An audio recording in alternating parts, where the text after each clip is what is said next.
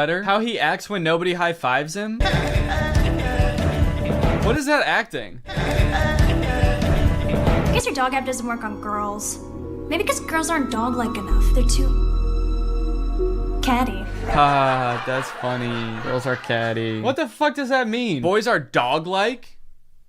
What the hell? I mean, I guess in this universe they kind of are. They're like flea-ridden, mangy boys. Why do we smell like we smell? So pretty much like the majority of this movie is just Zoe using the app to like get what she wants and make all the boys at the school act exactly how she wants them to. She turns the skater boys into gentlemen. She goes up to the nerdy gamer kids and tells them to like go do yoga instead of playing video games. Let's go do some yoga. And her brothers, dude, don't even get me started on what she does to her poor brothers. I'm taking the brothers' side, all right? They did nothing wrong. Her poor brothers were just living their lives until Zoe moved in and tries to fix them. Be clean. Holy moly, it's filthy in here. Her messy brother, she tells to be more clean, which turns him into this like hyper-hygienic husk of his former self. I need a sponge and soap and paper towels and a power washer. For the rest of the movie, he's literally he's scrubbing everything frantically in a panic. Anytime there's a mess, he's like, I gotta clean it up. She tells the gross cooking boy to cook less gross stuff. Start making less gross food. So he's like cooking 5-star meals for the rest of the movie. And then the oldest brother, she tells him to be more focused. Be focused.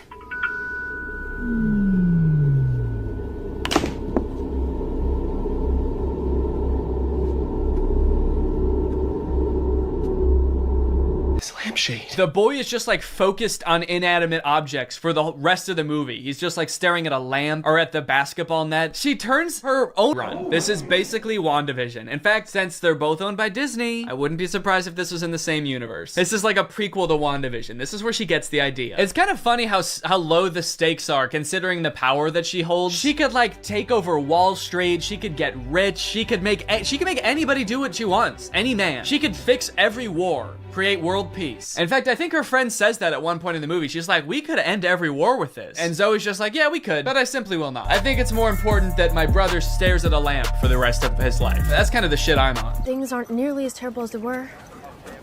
Then again, I'm talking to a dog, so I might just be losing my mind. Hey, smartphone. In this scene, there's a little bit more development with the love interest. Zoe runs into him reading alone in the park. Oh, what are you reading? Oh, no, let me guess. The Cool Guy's Guide to Wearing Sunglasses Inside. It's close. To Kill a Mockingbird. I feel like when he holds up that book, we're supposed to be like, wow, he really is not like other guys. Except that, like, that is required reading in most high schools, so he actually is like other guys. He's like every other guy. To Kill a Mockingbird's sort of my favorite book. My second favorite is The Great Gatsby. Third favorite is Geometry 101. I just love to read, what can I say? Eventually, things start to get a little crazy at school, and Zoe realizes that she probably shouldn't be controlling people like this anymore. People are getting into fights and stuff because the new cliques at school are just like not meshing well. So Zoe's like, all right, I'll just make them stop. And she tells the app to stop. And then of course, everybody just stands still and freezes. And so she's like, oh no, I can't reverse the commands. If I tell them to stop, they're just gonna literally stop. And so then like many more days go by and she's just like, well, I guess I can never reverse the thing. And it's like, well, what if you just said, hey, ignore all the commands I gave you, instead of just saying stop and being like, oh, it didn't work. The movie continues to get even more dark to like a startling point. There's a creepy ass scene where the whole JV dance team wants to resign because they don't like dancing anymore. And Zoe's like, how about I use the app to make you dance instead? And so there's just a scene of them all like sadly dancing because their hearts aren't in it, but they are being like physically forced to dance. And the movie even goes so far as to make Zoe force the love interest to kiss her with the app. Kiss me.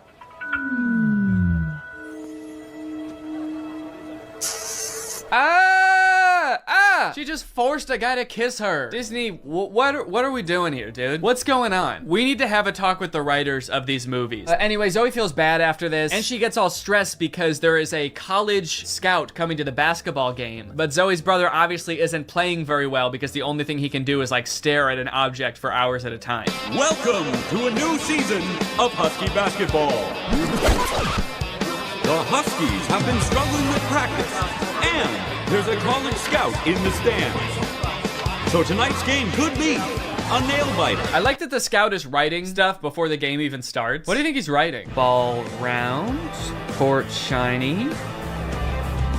Boys stinky. Just as the beginning of the movie made no sense, the ending also makes no sense. The phone falls into the wrong hands. The popular girl figures out that Zoe is using it to control people. I don't know how she figures it out. She just like sees Zoe holding it during dance practice and she's like, she's holding her phone while dancing? She must be using mind control. I gotta get that phone. Anyway, she steals the phone. At the basketball game, she just like starts making everybody obey her every command. Bow down to me. In order to get the phone back, Zoe's like, how about I just do whatever you want? I'll do anything you want. Just say the command. Hands. And then this happens. Roll over.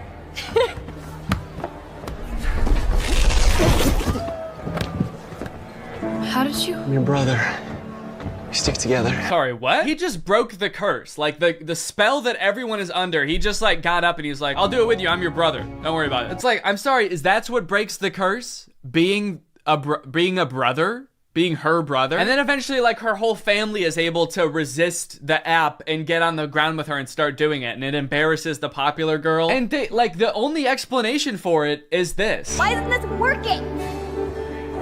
Because everyone knows you can never make a dog turn against its own pack. The rules to this movie, the lore does not make sense. I guess that's just how Disney Channel movies go. In the end, everyone sort of learns that like, hey, girls have things that girls do that are weird to boys, and boys do things that are weird to girls. And that's just how we need to leave it. Which in some sense I would agree with. Not in this movie though. The boys are disgusting in this movie. They need to change something about themselves. I think that there could be some middle ground between her mind controlling them and them just being utterly repulsive. Anyway, the moral of the story is like Zoe realizes that she is not God and should not have unilateral control over everyone's lives, and they all live happily ever after. Well guys, we may never be able to control boys using our smartphones, but you know what we can control?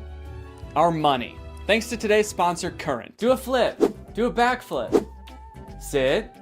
Speak. I love you, Father. Good boy. That's right, guys. Today's video has been sponsored by Current. Current is the future of mobile banking. You guys have heard me talk about how awesome Current is before, how flexible they are, how transparent they are with things like no hidden fees. But today, I've got something new to talk about, and that's interest. Because Current just launched a new feature called Interest where you can earn 4% APY on your money. That's 4% for your money literally just sitting there. That's right, you don't gotta be throwing money at the stock market or buying NFTs and investing in cryptocurrency to get some return on your money. With Current's interest feature, you literally just get 4% for your money just sitting there. And as if that's not already enough reason to start using Current, I am once again going to be giving away $5,000 with Current's help. So go ahead, download Current, make an account, use the code DANNYINTEREST for a chance to win, and so you don't miss out on that 4%. Signing up for Current is totally free to do. You can do it right now. So honestly, there's really no reason not to. All right, well, thank you to Current for sponsoring this video, and thank you to you guys for checking out Current. They've been a long-time sponsor of the channel. They've helped me do some amazing things, so make sure you check them out, and goodbye. Bye. What's up, Greg, and welcome back to the Beef Zone, baby. This is where we talk about the internet's hottest drama going on right now. Today we're going to be talking about Axel Weber. He's a TikTok star, and he's already started one of the year's most insane internet quarrels. I don't particularly talk about internet drama too much on my channel, but I had to do an installment of the Beef Zone just this once because this is a pretty unique case. I don't think I've ever seen anybody start an internet beef quite like this before, and that's because this dude, Axel, has started a feud with a college. This dude has started beef with a 4-year accredited institution. I've never seen that happen before. Other influencers are out here starting beefs with each other because of like messy breakups, problematic tweets. This dude's out here starting beef with institutions. That's crazy. I'm gonna start doing that. The DMV, you're done. You're canceled. I had to wait in line once 5 years ago when I got my license renewed. You're done. Everybody go harass the DMV now, please. No, don't actually do that. This dude, Axel Weber, he's a very popular TikToker. He's got 3.9 million followers. He is, okay. What was that? It looked like he was calling me. Okay, it's to share to WhatsApp, I see. I click on it, he's like, hey dude, are you making a video about me right now? No. How did you know that? So yeah, he was already really popular on TikTok. He had like 1 million followers a couple months ago, and now he's skyrocketed to almost 3.9 million followers, mostly because of this series of videos he did auditioning for Juilliard's acting school, and he did not get in. And his fans were like so upset by this that they started a war with Juilliard, which like thrust Axel into the spotlight because all of these major news outlets outlets were like covering this dude. And so now he has like almost 4 million followers literally because he didn't get into Juilliard. Kind of crazy considering I also didn't get into Juilliard and I don't have 4 million followers on TikTok. So what happened with that? I didn't even get an audition with Juilliard. They didn't even offer me one. How fucked up is that? Where are my fans? Greg, what's going on? It's just kind of crazy that you can get famous for not doing something impressive, you know? Like if he had gotten into Juilliard, that would be really cool. That'd be worth, you know, making a big stink about, I feel like, because like nobody gets into Juilliard. Dude, did you hear about that guy who's going viral because he's gonna try to climb Mount Everest blindfolded with his hands tied behind his back? Oh no way, dude, that sounds insane. Did he actually do it? No, no, actually he did not. He's dead. He died. Not even on the mountain either. He choked on a granola bar on the flight to Mount Everest. He's going viral? Yeah, dude, his funeral has 800 million likes. So I feel like to fully appreciate this story, we kind of have to go back to the beginning where it all began. So in December of 2021, just about a month ago, Axel had just moved to New York. He's pursuing acting. He's making a bunch of TikToks about living in the world's smallest apartment, and he has just hit 1 million followers on TikTok. Hi, we just hit 1 million on TikTok. Come on.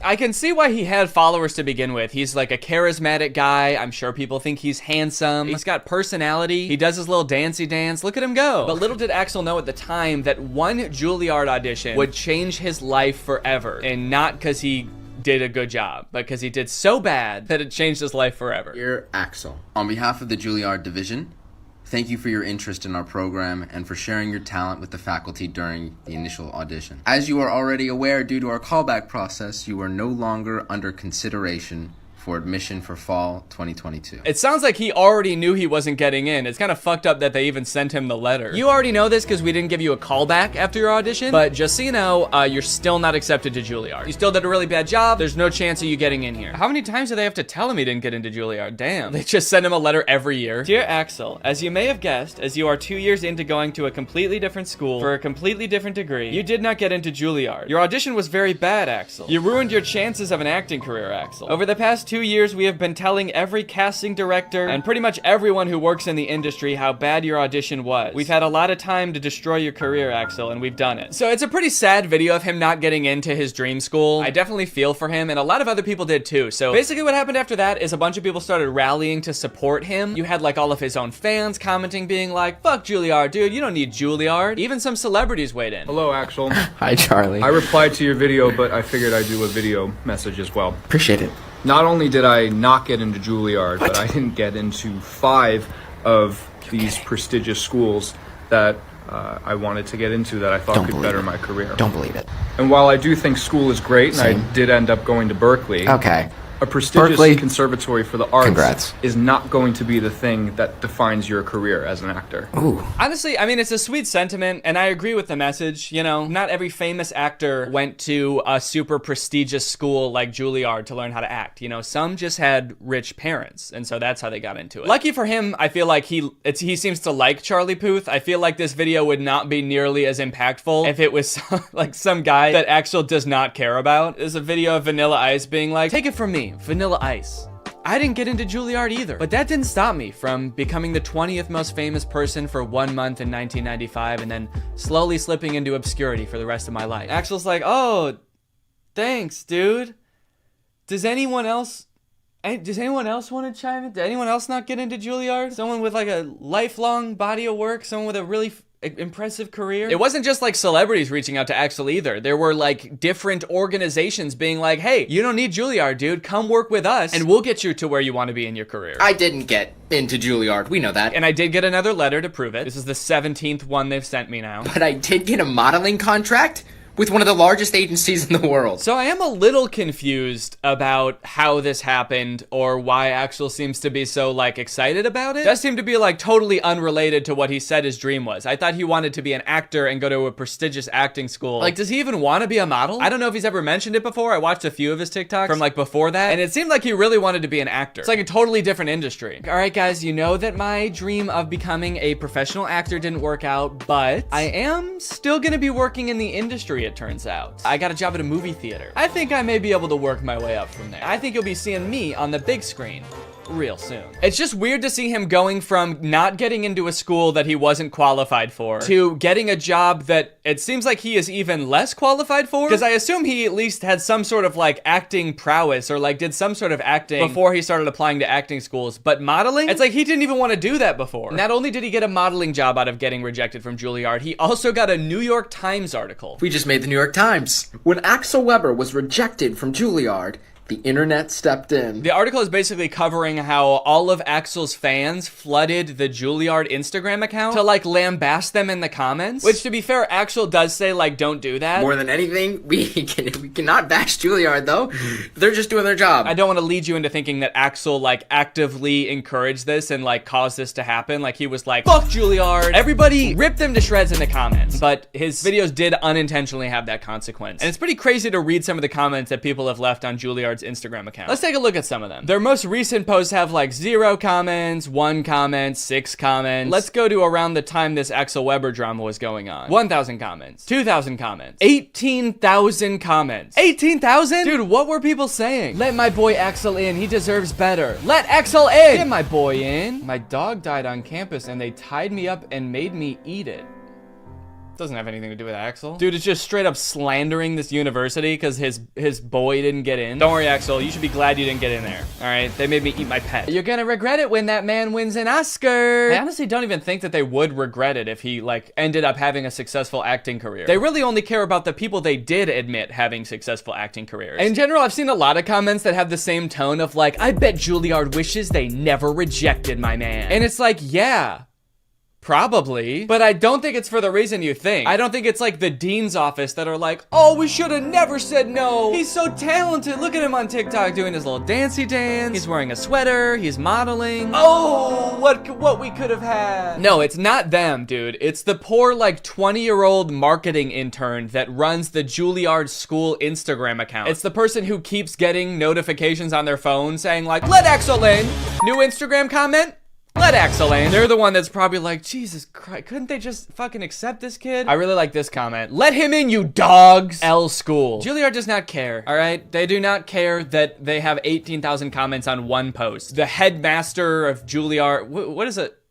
What is like the person who is in charge called? Is it the dean? The headmaster? The principal? I went to college. I don't know why the president. We had a president of our school. I don't think the president is reading these comments being like, L school. Oh, classes are canceled today. Go home. Everyone go home. It's also like, whoa, dude, don't start insulting the kid's dream school. You're not really rooting for him if you're like, oh, you wanted to go to that L school, Axel? That decrepit excuse for a school run by dogs? I definitely feel bad for whatever school he applies to next if he ever tries to apply for college again. When they get that application, they're just gonna like start sweating immediately. All right, who's next on the list of applicants?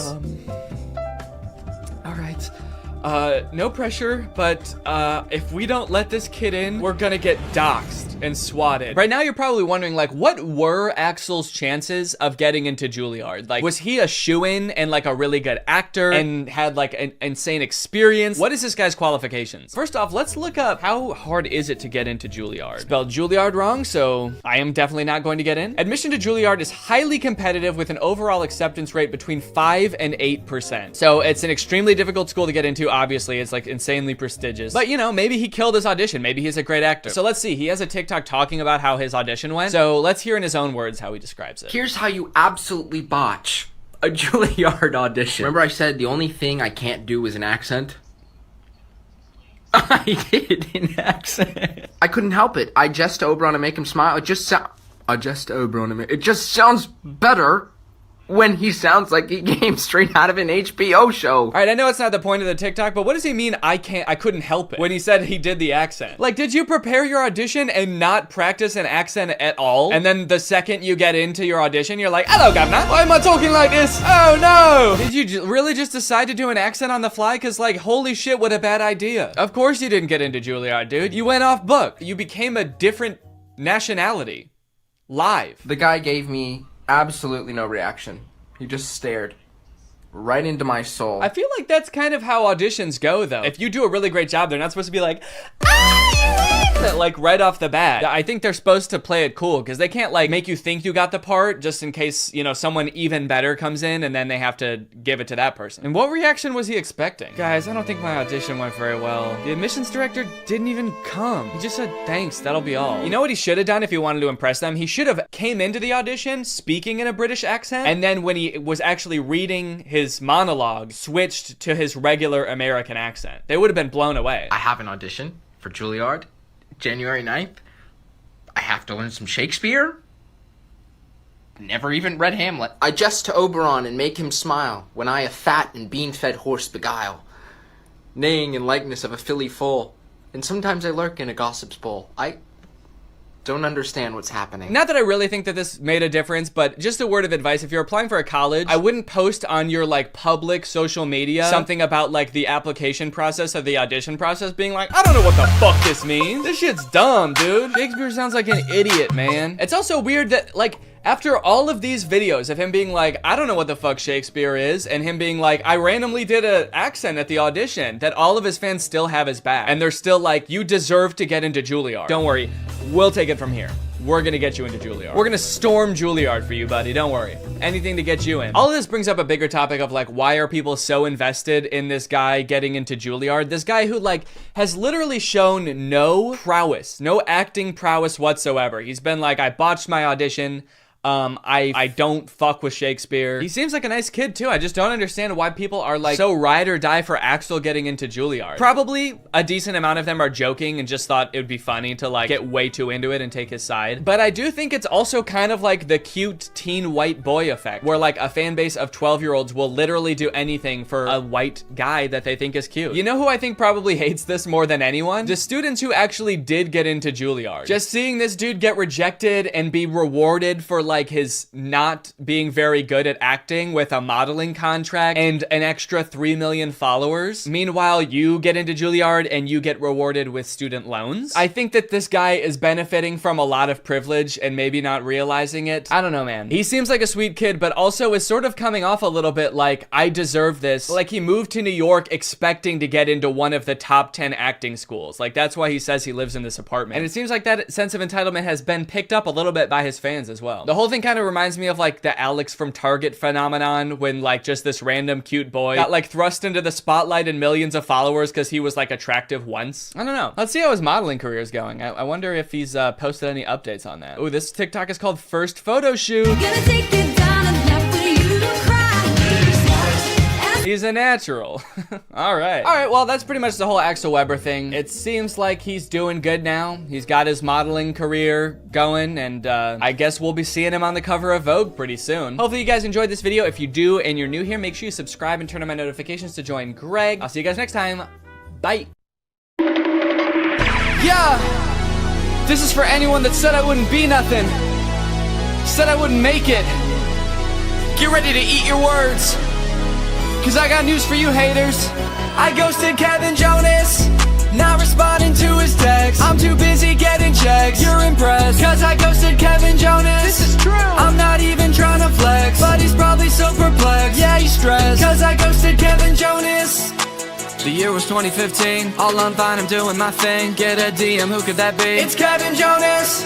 Ask me, can I help out with something? He sends me his phone number, dude, I'm jumping, I'm excited. He says I started signing musicians with me a while back. I've got a client working on a music vid for a track. I'm trying to get a couple Viners to help, it would be bomb if you could just record a clip of you lip-syncing the song. And I didn't respond, yeah, school got in the way, I completely forgot. Realized a few weeks later that I ruined my shot, and it's probably too late for me to reach out to him now. So that's how I ghosted Kevin Jonas. Mom, I hate it, not responding to his text. I'm too busy getting checks. You're impressed, cause I ghosted Kevin Jonas. I'm not even trying to flex, but he's probably so perplexed. Yeah, he's stressed, cause I ghosted Kevin Jonas. They said I'd never be someone, look at me now. Ghosting Kevin Jonas, making mama proud. Even now it's probably still haunting him, wondering when I'm gonna respond to him. But I'm not surprised. When I see him on TV, I still see pain in his eyes. Kevin, if you're out there, I'm sorry for being a dick. And this might not make you feel better, but I wish it was this. I ghosted Kevin Jonas, not responding to his text. I'm too busy getting Cause I ghosted Kevin Jonas. I'm not even trying to flex, but he's probably so perplexed. Yeah, he's stressed, cause I ghosted Kevin Jonas.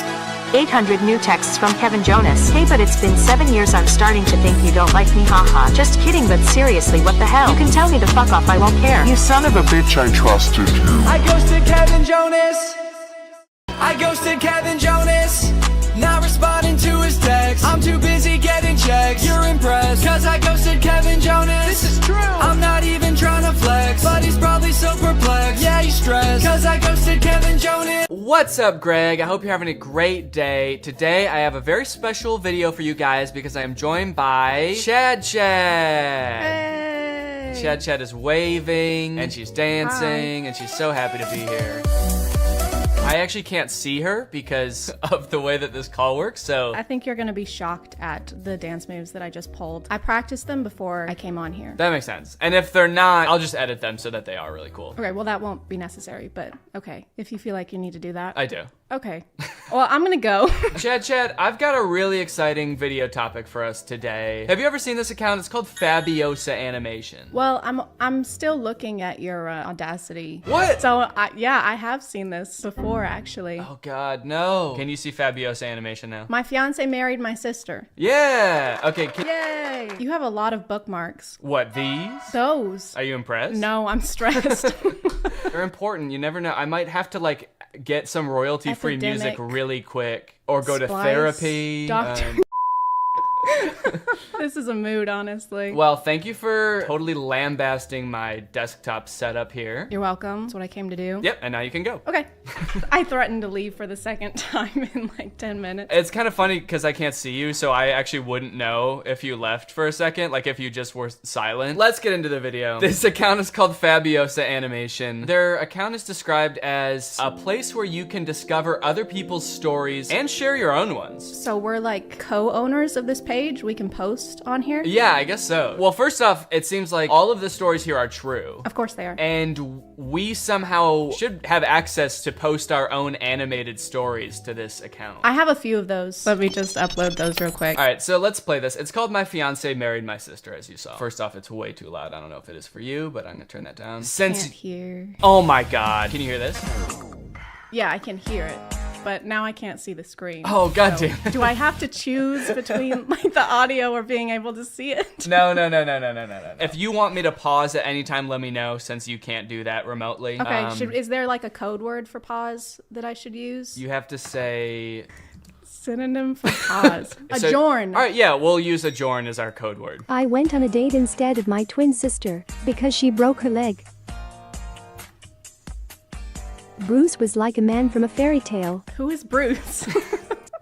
Why do they say Bruce like we're supposed to know who Bruce is already? The whole story starts like we're in the middle of a conversation or like we've known these people for years. Like, why? What happened to her leg? And it's just assumed, it's like I went on a date instead of my twin sister because she broke her leg. As you know, how she broke her leg. And since she broke her leg, the next logical thing for her to do is get somebody else to go on the date with her. Because you can't postpone dates. That's how you lose a man like Bruce. And you don't want to lose a guy like Bruce. He's a great guy. Well, yeah, he's like a man from a fairy tale. You know, the type of man who will break up with you if you're late for a date. If you're late for a date because you broke your leg. It is kind of interesting they use the phrasing, Bruce was like a man from a fairy tale, because there are like really nice, you know, like Prince Charming type guys in fairy tales, but there's also like witches and like evil men in fairy tales as well. Jekyll and Hyde? Is Jekyll and Hyde count as a fairy tale? Would that be a fairy tale? I feel like fairy tales are stories you tell the kids. I feel like that was like an adult horror novel. I tell my kids about Jekyll and Hyde, the many kids that I have. And how many kids do you have? How many is the max of kids you can have? I actually have this bookmark. What is the legal number of kids you can have? All right, well, let's figure out if this guy broke her leg or what. You're gonna go out with Bruce until my cast comes off.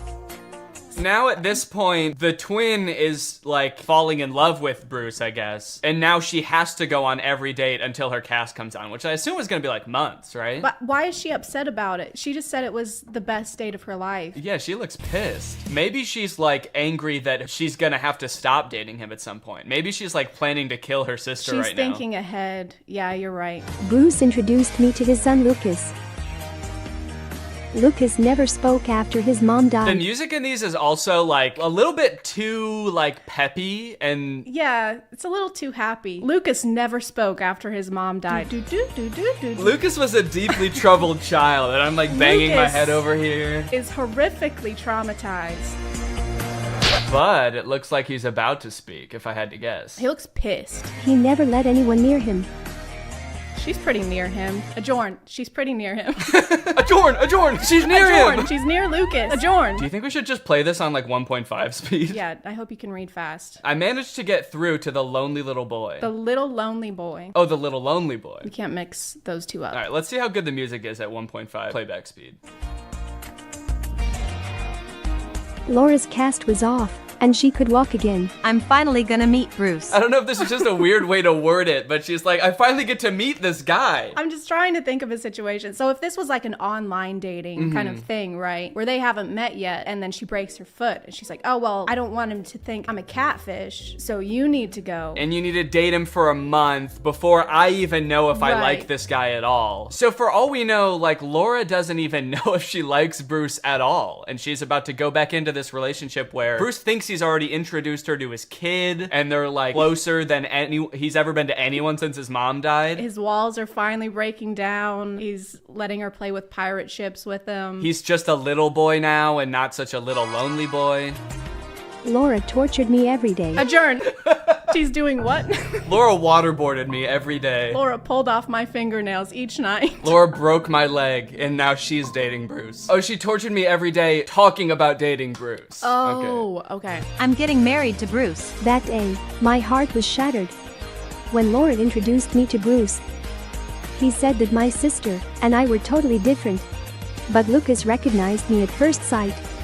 John. I only know one of the twins' names, Laura. I'm just gonna, is it Laura and like Laura part 2? Well, it's Laura and me because this story is like from her perspective. So she never says her name. So this is us. Yeah, this is us. So Lucas is not a little lonely boy anymore. He's a little lonely dog, I guess, that can smell the scent of us and know that it's the true us, the true Laura. Because this isn't how we looked when we knew Lucas. We weren't wearing these glasses before. Maybe we just smell really bad. Oh, I miss my trash mommy. Oh, you smell like shit. I missed you. Laura's relationship with Bruce went downhill before my eyes. Oh. Calm down, your god-awful son. This took a dark turn. This is messed up for Bruce and Lucas. I feel like they need like a true crime doc dedicated to them or something after this. I can't tell if it's weirder from Bruce's perspective or Lucas's perspective, because Bruce thinks this is the same person who loved his son and now is all of a sudden being so mean to him. But Lucas like kind of knows that this isn't. Yeah, he thinks this is a demon probably, and he can't do anything about it because he doesn't speak. So he's just like writing messages like on the fridge magnets. He's like, Laura is Satan. Oh my god, that's terrifying. Call him your god apple. God apple? Call me your apple son. Call him little Johnny Appleseed. What's his name? I like that there's one comment on this video and it's just a heart. That could say a lot of things. It's like, I love this, or like, you know, sending positive vibes, get better soon, whoever wrote this. Oh, I just realized that one of the hashtags is karma. So I wonder what's gonna happen to the bad Laura. Well, we don't really know the moral compass of the people who wrote this. Maybe Lucas is gonna get his karma finally. Lucas didn't eat his veggies one night, and then his mom turned into Satan. So eat your broccoli. Laura dumped Bruce and disappeared. In her letter, she said she filed for divorce. One day I got a call from Bruce. He had no one to leave his son with. The princess tricked the prince, and she suffered for it. Well, she's like reading him a story that is like thematically the same as what's going on in their real life. There's actually nothing. That's a blank notebook. She's just making it up as she goes. She suffered greatly for deceiving the prince. Laura was an annoying bitch. Sorry? No, I coughed. Oh, okay. Thought you said adjourn. Adjourn. Yeah, your coughs sound like you're saying adjourn. No, I don't know why. Okay, you just why cough you think like that? Adjourn, yeah. It was you. So now, if you found out this had happened to you, if you were in Bruce's shoes, would you be like, oh, thank goodness you're back? Or would you be like, why the fuck did you lie to me? No, the second one. Yeah, I feel like I'd have a lot more questions. They still haven't explained why they would need to switch places if she had a broken leg. Because you can still do things with a broken leg. Right, unless Bruce on like, right when they matched on Tinder was like, oh, thank God I finally found somebody that doesn't have a stupid broken leg. On the requirements, it says, don't message me if you have broken legs. I'm sorry I lied. Don't cry, Mom.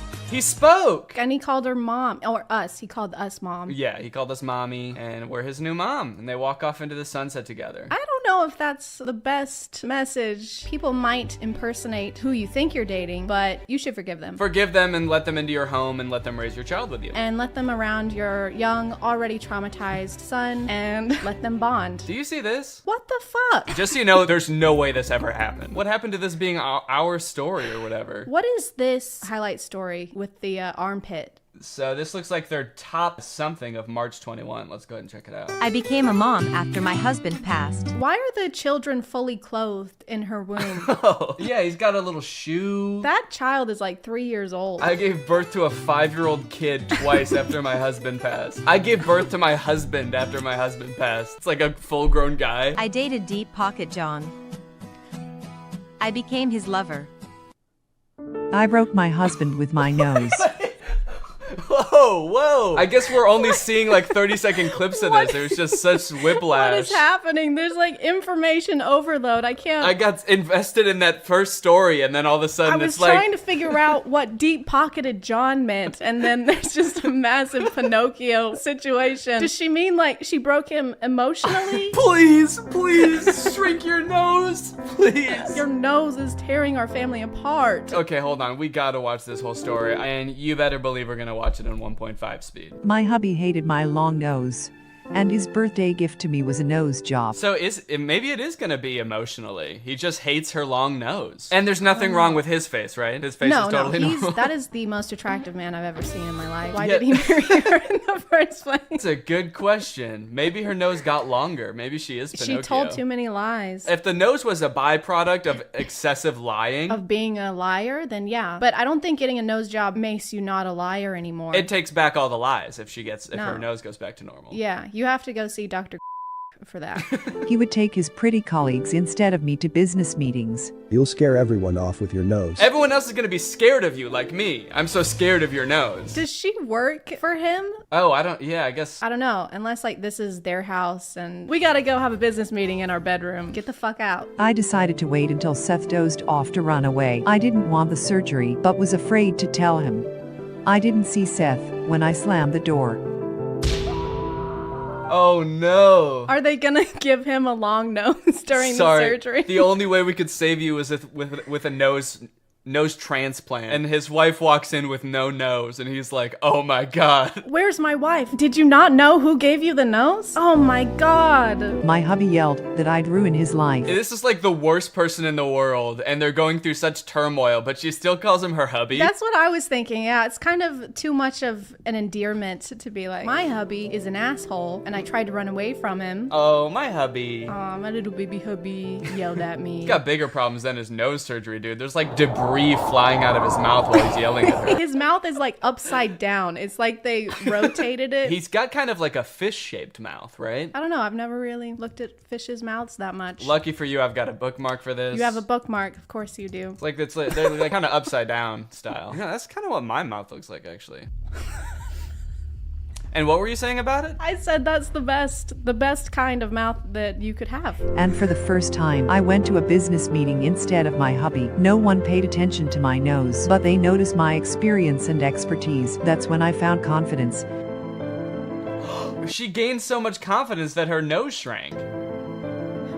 No way. The moral of this story is just don't have a big nose. It like shrinks and then fades to be another nose. Like it gets pretty small and then the animators were like, well, that's too small. And then they kind of fade it to like a normal nose. We don't want to make this unrealistic. I filed for divorce and got everything in court. Well, I filed for divorce and set him ablaze in the courtroom. Wow, she's got some kind of magic going on. My nose shrunk 3 sizes the day I gained confidence, and when I took my husband to court, he started on fire. Burst into flames. I got a raise and filled Seth's position. He didn't want to become my subordinate and preferred to quit. So is he like permanently disfigured now? Like, I feel like it's been months and he's still in this face cast. He was talking about how she's ruined his life, but if you mess up your nose, they just put it back. Getting a broken nose is a pretty easy thing to fix, I believe. They just kind of And like... you can also still do your job with a nose cast on. I feel like they don't have a good comprehension on what happens when you get injured. The owners of this page, like if you break your leg, you can't go on dates. If you break your nose, you're gonna get fucking fired. Yeah, these stories are kind of about like, hey, it doesn't matter like what you look like, but it also is kind of like, but it does a little bit. It does a lot, actually. A few weeks later, Seth fell off the radar. Fell off the radar. A few weeks later, Seth went rogue and disappeared into the woods. A few weeks later, Seth became Jason Bourne. Whoa, what? Like, whoa, there's a tornado. Wait, what? A couple weeks later, a tornado swept Seth off the radar, leaving only his shoe in his wake. A few months later, I ran into Seth. He got hooked on plastic surgeries. Oh no. Now he's got a fish mouth and a pig nose. So, like, is the moral of the story gonna be, haha, now he's ugly? And so they, like, started it off being like, it doesn't matter what your nose looks like. And now they're like... Unless it looks like that. Unless it looks like a pig. When he saw me, he set off running. I watched him hightail it away thinking, karma truly is a thing. What a profound thought. Wow, it took her a while to come up with that. When you really think about it, karma. That's all I have to say. Don't let anyone make you feel insecure. Love yourself and others will love you too. Wow. That's not what I got from this. Yeah, it's actually her fault that he was an asshole to her. Ladies. Ladies, if your husband is being mean to you, probably your fault. It's your fault. Just be more confident or get a nose job, then you'll be fine. Just get over it. This one's called Her Stepdaughter Ruined Her Wedding Night. This is about to be about another disturbed child. On my wedding night, my stepdaughter came in and took my hand. I pulled away and Casey ran off. My husband didn't believe me. It was just a dream. He starts gaslighting her immediately. That didn't fucking happen. But I mean, it's not even something that like I would bring up. Like if the kid came in the room and was like at the bed and was like came and touched your hand, whatever. Maybe they had a nightmare and... I know. She's like, Mommy, I'm scared. And her instinct was like, ugh! Yeah, she went, oh, what the fuck? Go away. And then the kid was like, oh my God, oh, no one loves me. Next morning, her husband is like, you're crazy. Yeah, I was awake looking at your hand. I didn't see anything. He's got a night cam only zoomed in on her. I didn't sleep the next night. I didn't sleep the next night for fear that Casey might come and brush my hand lightly again. I know. Why is she so scared? Look at her. She's holding the bed sheet up. Again, I feel like we're like thrown into the middle of this story and Casey has done some fucked up things before this even started. I was kind of expecting him to be like, that was a dream. I don't have a daughter or something like that. Maybe that's the big reveal. It is a little weird that he wouldn't bring that up the first time she says it. He's like, it was just a dream. And he doesn't care to elaborate on that. He's too tired. He's up all night. Yeah, it's true. He's like, all right, I gotta get some sleep now. Don't move that hand. Review my footage. Casey came again and tried to hold my hand. She was clearly jealous over her dad. She's just like reaching out and trying to make a connection, and this adult woman is like, get the fuck out of here. Do they see each other during the day at all? Or like, is this the only interaction that her and this girl have? Look at his face. Chris, look, she's right there. He's like, that's not happening right now. You think she could bring this up during the day, be like, hey, Casey, why are you coming into our room at night? But I guess like they never cross paths during the day. Well, I mean, she's not there. She's not alive. Casey hasn't lived here in over 50 years. Then I started locking the door at night. But every night, Casey came to the door. This poor girl. So sad. Look at her. I know. She's got her bear. She's like, my life has kind of been upturned. My dad got remarried. This is a big change for me. I'm trying to reach out in my own way, trying to make a connection. Oh, the door's locked. Also, my dad doesn't speak to me. He refuses to admit I'm real. She never left us alone. Get rid of her. I can't do this anymore. She just wants some popcorn. She's starving. I haven't eaten anything in weeks. But Chris chose his daughter. I was not expecting that. I was expecting Chris to be like, okay, off to boarding school. Go on. And all I could do was pack up my stuff and leave. Clearly your life was just too awful to stay. Chris suddenly called me during his business trip. Casey's missing.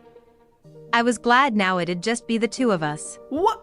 Fuck you! Fuck you! What the well. Are we supposed to be on her side? I know, it's like the story is from her perspective. I feel like we're supposed to be like, oh my god. Fuck Casey, dude. Yeah, I think in all the other stories so far, that the main character was clearly like the sympathetic character. Also, why did he call this woman who's been nothing but mean to his daughter and be like, hey, can you help me find her? He's like, Casey's missing. She was like, yay! And then hung up.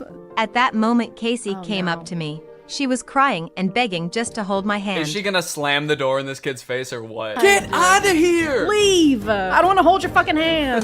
My mom was sick for a long time. Before she died, she promised she'd come back to me as another woman. God. Why would she say that? I am gonna die, but the next woman you see after I die is gonna be me. Well, no wonder she was like confused. I might look different, but it'll definitely be me. What is wrong with this mother? I know. She is not preparing her for the reality ahead. Oh, how will I recognize you? She's gonna be like, I'll hold your hand. I'll have the same warm, soft hands. Oh, so she was trying to she was just trying to feel this girl's hand just to see. She was doing the test, the hand squeeze test. Casey was hoping it could be me. Yeah, no shit. So I finally put two and two together that she I thought finally figured it out. She wanted me to be her mom. I find it so hard to believe that after finding this out, she's gonna be any different. It's like, if you were this mean to this kid whose mom died, knowing this small piece of information is not gonna make you suddenly be like, oh damn, you thought I was her? Okay, yeah, then I will be her. The next morning, Casey hugged me and smiled. Mommy, you really came back to me. Yes, and you helped me remember everything.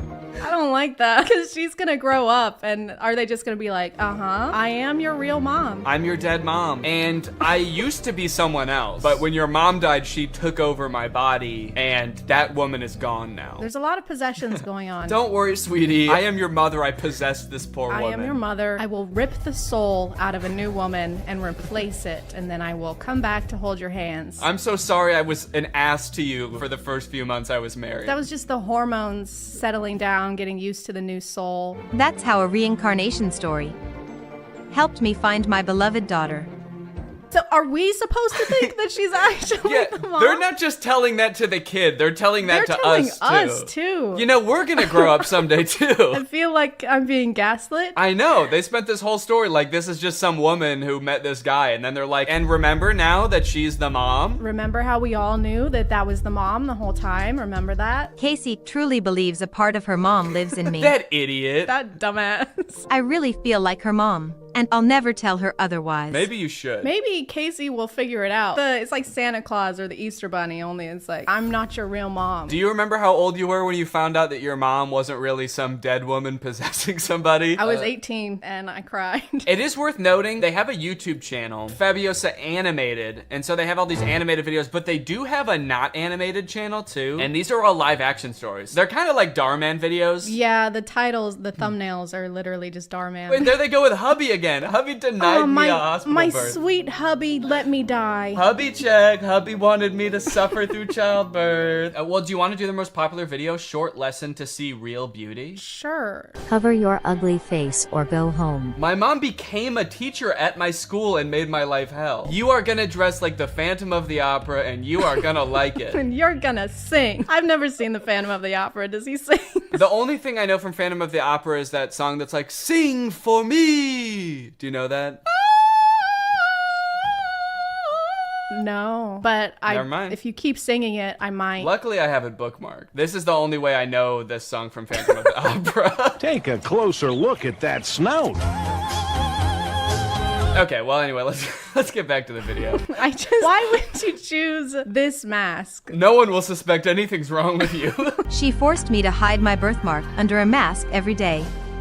I wasn't allowed to tell anyone she was my mom. It hurt. I decided to have surgery so she wouldn't be ashamed of me. Doc asked for my parents' genetic info. This set is the same one that they're using for the school. So this doctor is actually, they're just in the janitor's closet. Yeah, the janitor just put on a blue hat and was like, I'll do it. He got this stethoscope from the biology teacher. His name is Doc. Hi, I'm Doc. This is my office. I'm going to be using these brooms to cut your face open, and I'm going to put my face on your face. This is my certificate. I secretly went through my mom's files and found this. So the doc asked for her parents' genetic info? Is that what that said before? And so she's like, oh, my mom will have that in her files. She'll have like her DNA sequence printed out on millions of pieces of paper. I keep my genetic files on the fridge. Like homework you aced or something? Yeah, I'm really proud of it. Look at these genetics, man. A photo of my dad with a woman who had the exact She's same not a real mark. mom. No wonder she's mean to her. No wonder she wouldn't let her tell anyone that she's her mom, because she's not. She's like,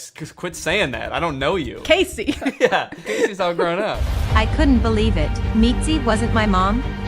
After mom died, dad married Mitzi. She hated me ever since. Adjourn. She said, but this means that Mitzi isn't my real mom. After my mom died, my dad married Mitzi. So you knew that your dad married Mitzi? This makes a lot of sense because when my mom died, he did marry Mitzi. And then she became my mom. So I guess she's like not my real mom. Mitzi came, she tried to hit me. Social services intervened. She was charged with child abuse. Is this what child services look like? It's like a SWAT team. That's also the janitor / plastic surgeon. Put on these handcuffs. And she's like, this is a broom. What are you talking about? Put on these brooms. Dad's parents moved in. Dad's parents moved in. They think my mark makes me unique. Where's her dad? He's the janitor at the school. Oh my God. Of course. I can't believe we didn't see that before. Wow, these are like mini Netflix movies. With music. With music. Sparkle.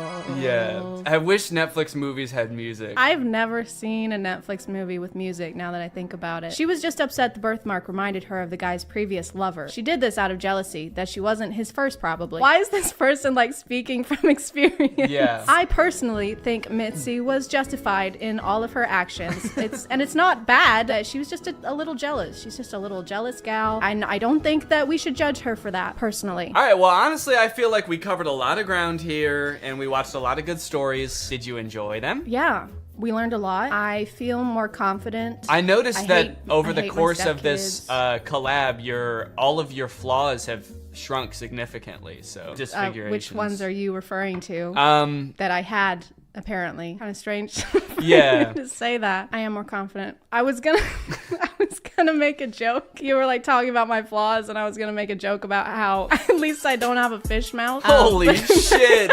What the fuck? But it sounded too mean in my head, so I kept that to myself. But yeah, my fish mouth is gone now too. I'm so confident. You look 1,000 times better now that your smile isn't upside down. This video has been sponsored by Current, the future of banking. Guys, banking is one of the few industries that is yet to be modernized by technology. Banking right now is dominated by a bunch of old companies that are run by a bunch of old people that don't know jack about tech. And that's what Current is here to change. They've been built from the ground up with modern technology. Current wants to help you get your money faster, move it faster, and spend and save it better than ever. They can help you get your paycheck up to 2 days faster. They've got no overdraft fees up to $200, no minimum balance fees, and they have a new interest feature that gets you up to 4% APY on your savings. I like Current because it's like a one-stop shop for everything banking. You can get direct deposit on there, you can save money, you can also request money from friends and send money to friends. Also like the Current card, it looks very modern and sleek, just like me. As usual, Current wants to give back to you guys today, so we are giving away $500 to 5 random people who use my code DannyG when signing up for Current. So head on over to current.com/DannyG or click the link in the description. Use my code DannyG when signing up and you could win 500 smackaroos. Current is free to download and you can get some serious coin just for doing it, so there's no reason not to. Thank you to Current for sponsoring this video and thank you to you guys for checking out Current. Also, make sure you guys head on over to Chad's channel because we did a video on her channel as well. I guess that concludes this video. Thank you to Chad for helping out. Chad, if people want to subscribe to you, what should they do? Where should they go? Did you leave? YouTube and Instagram, Twitter, I guess if you want, the ChadX too, because somebody already had Chad, and I don't feel like doing the paperwork to get that username. So the ChadX 2 everywhere. All right, you heard it here, folks. Go subscribe. And I'll see you next time. Bye. All right, guys, I'll admit I am very late to this topic, potentially even like a month late, depending on when this video comes out. But in my defense, I'm a dad now, all right? I have a baby. He's 5 months old. I have better things to do than sitting here talking to a camera alone in my room. Like watching Jason Nash live stream on TikTok. All right, Sandra, thank you for the money. Kevin, thank you for the money. Can you guys send me $1 million? Turns out I can do both at the same time though, so now I'm here. If you've been on TikTok lately, there's a good chance you've seen former Vlog Squad member Jason Nash constantly live streaming, compulsively urging his fans to send him money. I know I have. A lot. This man is constantly live. Here we go, 118. Guys, don't forget to follow my podcast, All Good Things Podcast. We just spoke about it. We need...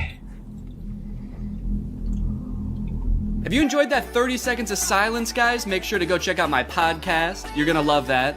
It's completely silent for an hour. Like me, a lot of people were pretty confused to see this. At one time, Jason Nash was a part of the most popular group on YouTube, and now he's battling the Joker for gifts on TikTok. What a way to start the day with Tommy Coach. Tommy, thank you so much for being here. If you've never seen one of these TikTok gifts battles before, basically there's two creators and you send gifts to the respective creator that you're watching. This bar at the top indicates who has the most gifts, and when time runs out, whoever has the most gifts wins. Their prize?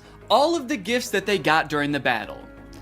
And then the second place person also wins all the gifts that they got during that battle. So needless to say, there's a lot at stake. This is a live stream where Jason is actually battling his wife, Naveen. Why don't you come down in the room?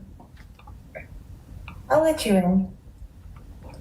You can come back in the house now. Yeah, come back in the house, man. You look like Batman standing over the city. Now, hang on. If they're married, aren't the gifts just going to both of them? What kind of charade is this? Now, at first, I kind of assumed that most of the people watching these live streams were children. And I was like, ooh, that is super weird, just like asking children for money. You're basically just asking them to steal their parents' credit cards. In a way, I sort of thought of Jason Nash as like a babysitter, but he's also babysitting 1,000 other kids. And if you start choking, he's not gonna call 911 because he can't see you. But after tuning into a few of his streams and actually like clicking on some of the profiles of people watching, I realized that it's actually mostly adults, which was very surprising to me. Guys, what are we doing here? Stop that. I promise you there are like 1 billion other better uses for your money than helping Jason Nash's wife crush him in a gift battle. Fun as it may be. The reason I wanted to make this video is because I think that it's kind of a very interesting look at the career span of a creator. It's a pretty new career, all things considered. And like nobody's been a full-time online creator for 40 years. So we don't really know how long this career is supposed to last or how it will evolve over time. So I think it's worth looking at why Jason Nash is here. Between the years of 2016 and 2020, David Dobrik was seemingly at the top of the YouTube ecosystem. What started as David just sort of goofing around and filming his friends as up-and-coming content creators quickly turned into partying all the time, collabing with huge celebrities, huge giveaways, and giant sponsorship deals. And if you didn't watch the vlogs around this time, you might think that David was like the biggest part of them, but it was actually more his friends doing the heavy lifting. David was always behind the camera, and sure, he would laugh a lot, and you'd hear him laugh, but I really feel like the reason people tuned in was sort of to live vicariously through David and experience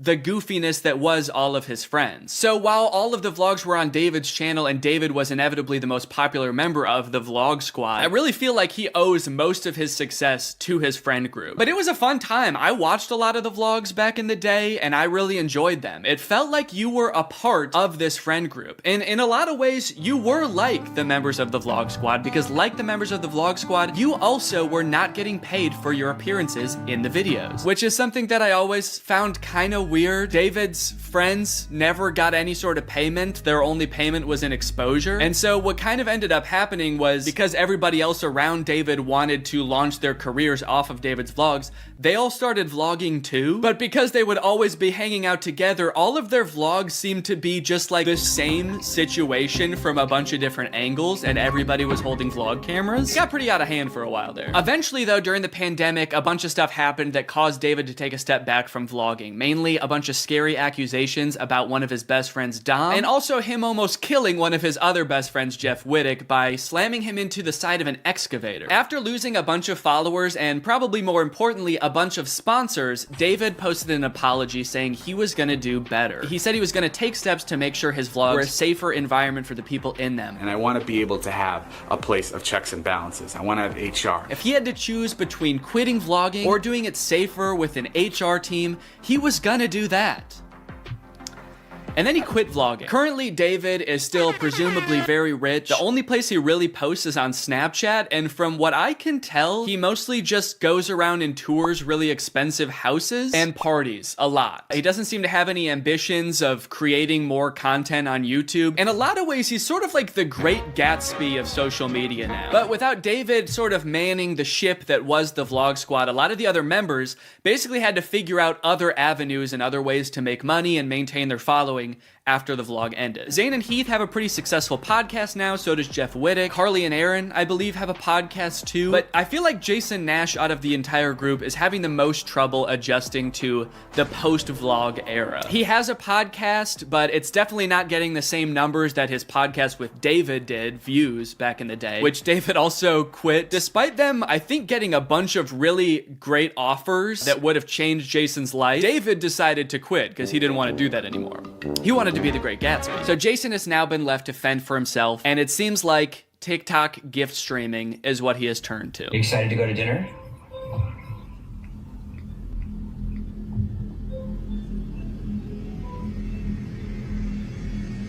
Man, this is content, baby. This is crazy. I didn't know all you had to do is just sit there and stare at your camera and people will just send you money. Why did I write this whole video? So a lot of the response has obviously been kind of cringing at this feeling that what he's doing now is very shady. And I mean, he's not really harming anybody, I guess. It does seem like it's mostly adults sending him money. Obviously, there's always going to be kids online stealing their parents' credit cards, so that's not great. I do get kind of a shady vibe from it just because there literally is no content for you to consume except to send him money. Like, the whole point of this stream is to see how much money Jason can make without having to do anything. That's like the point of the stream. Melanie, thank you.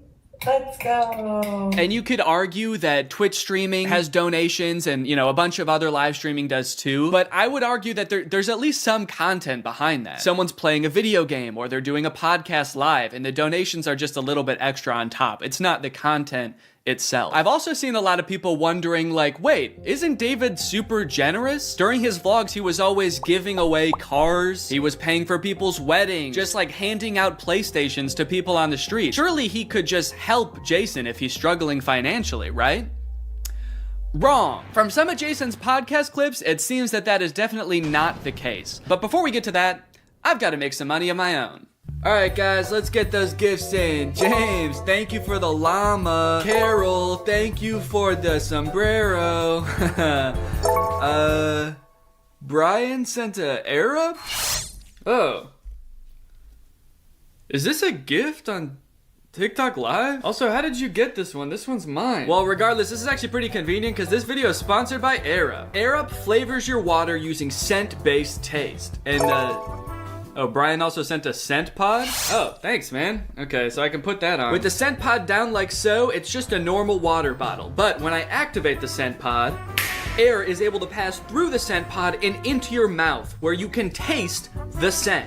Send me money. I like to bust out my air up while I'm getting work done. It gives my water a little bit more which is what I need when I'm trying to focus. This one right here is lime, and it is excellent. Someone said, come to Brazil. I'm busy. Air up is a unique hydrating experience. You can't get this anywhere else, buddy. No chemicals, no sweeteners added to the water, just plain old water into my plain old mouth. The scent pods come in a variety of flavors. I really like the lime and the peach. My editor, Jake, is really fond of cherry. So no matter what kind of flavors you like, there's bound to be a couple for you. You want to spice up your hydration experience, click the link in the description, get yourself an Air Up, get yourself some scent pods, put your mouth on the nozzle, and suck away. You look really tired today. That is mean. Thank you to Air Up for sponsoring this video, and thank you to you guys for checking out Air Up.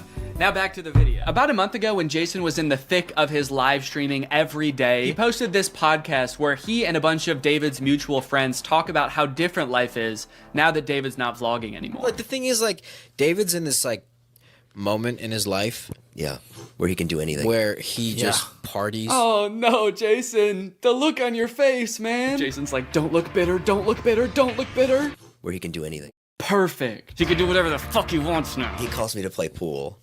And I'm like, I gotta go live, and I don't expect him to understand that. You don't expect him to understand that you have to work to make money? You know he did that too, right? I wouldn't expect him to understand that, man. He hasn't had to work in, gosh, what is it, 2 years now? I hate to say it, Jason, I think he gets it.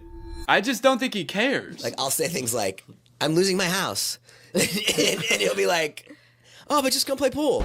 I just don't think he cares.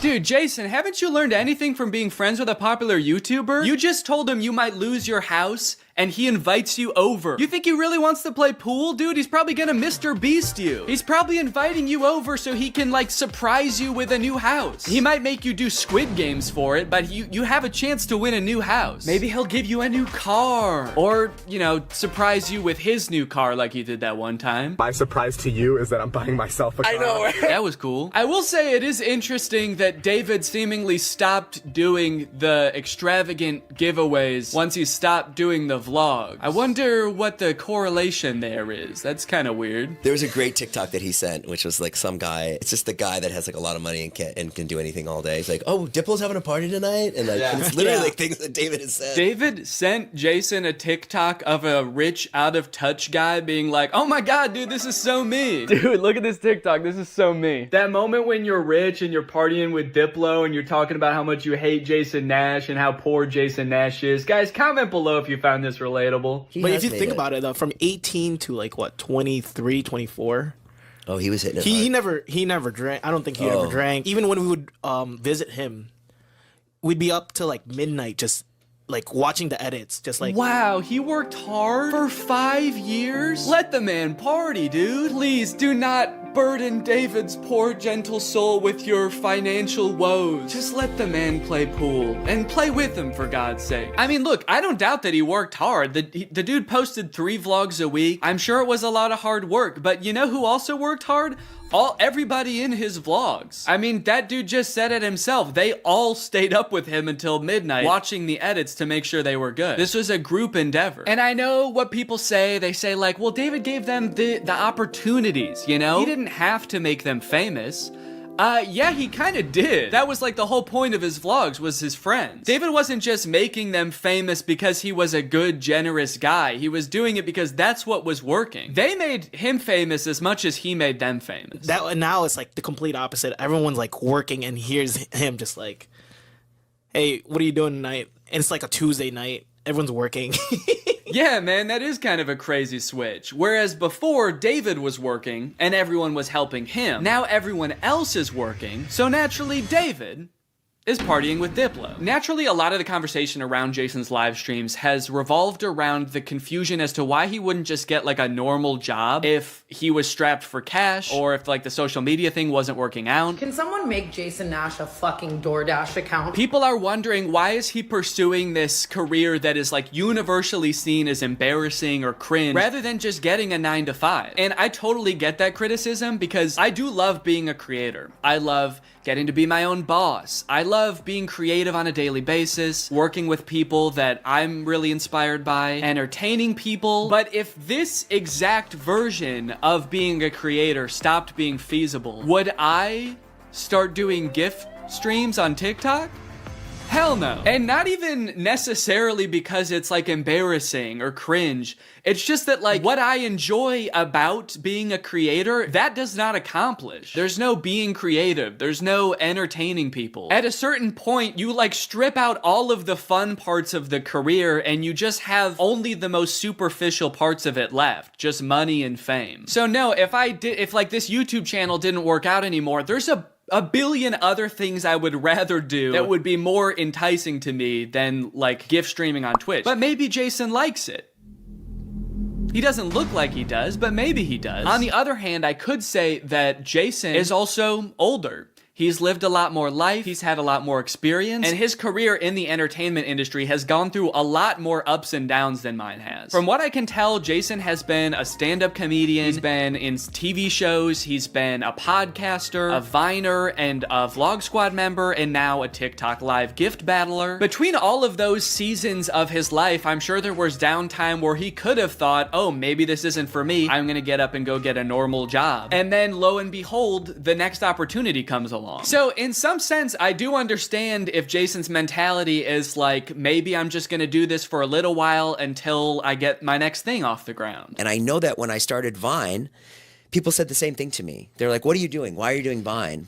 You know? And I was like, okay, this is what I'm doing. And then I did YouTube, and people were like, why are you doing YouTube? And I feel like when you're first to something, that can really pan out. Yeah, I do get what you're saying, but also I don't know if this is the same as Vine and YouTube. Saying he's the first to this new thing like TikTok gift battling is gonna be the next big thing is very worrying to me. Please don't make that the next big thing, guys. On top of all that, there is this sort of like gamification in your head that happens when you're a content creator. Because so much of it is like numbers based, you're always looking at your analytics, hoping your numbers go up. It becomes kind of a game in your head to see if you can do better than you did last month or last year. Because of that, I feel like in a lot of content creators' heads, quitting or pursuing a different career path is seen as like losing the game, even if it's subconscious. That being said, I don't think that's a healthy way to look at it, and I would encourage people who are pursuing being a creator to find other passions that, you know, if this didn't work out, you could pursue that instead, because I think just clinging to relevancy for relevancy's sake is not a good thing. But why try to guess what Jason's thinking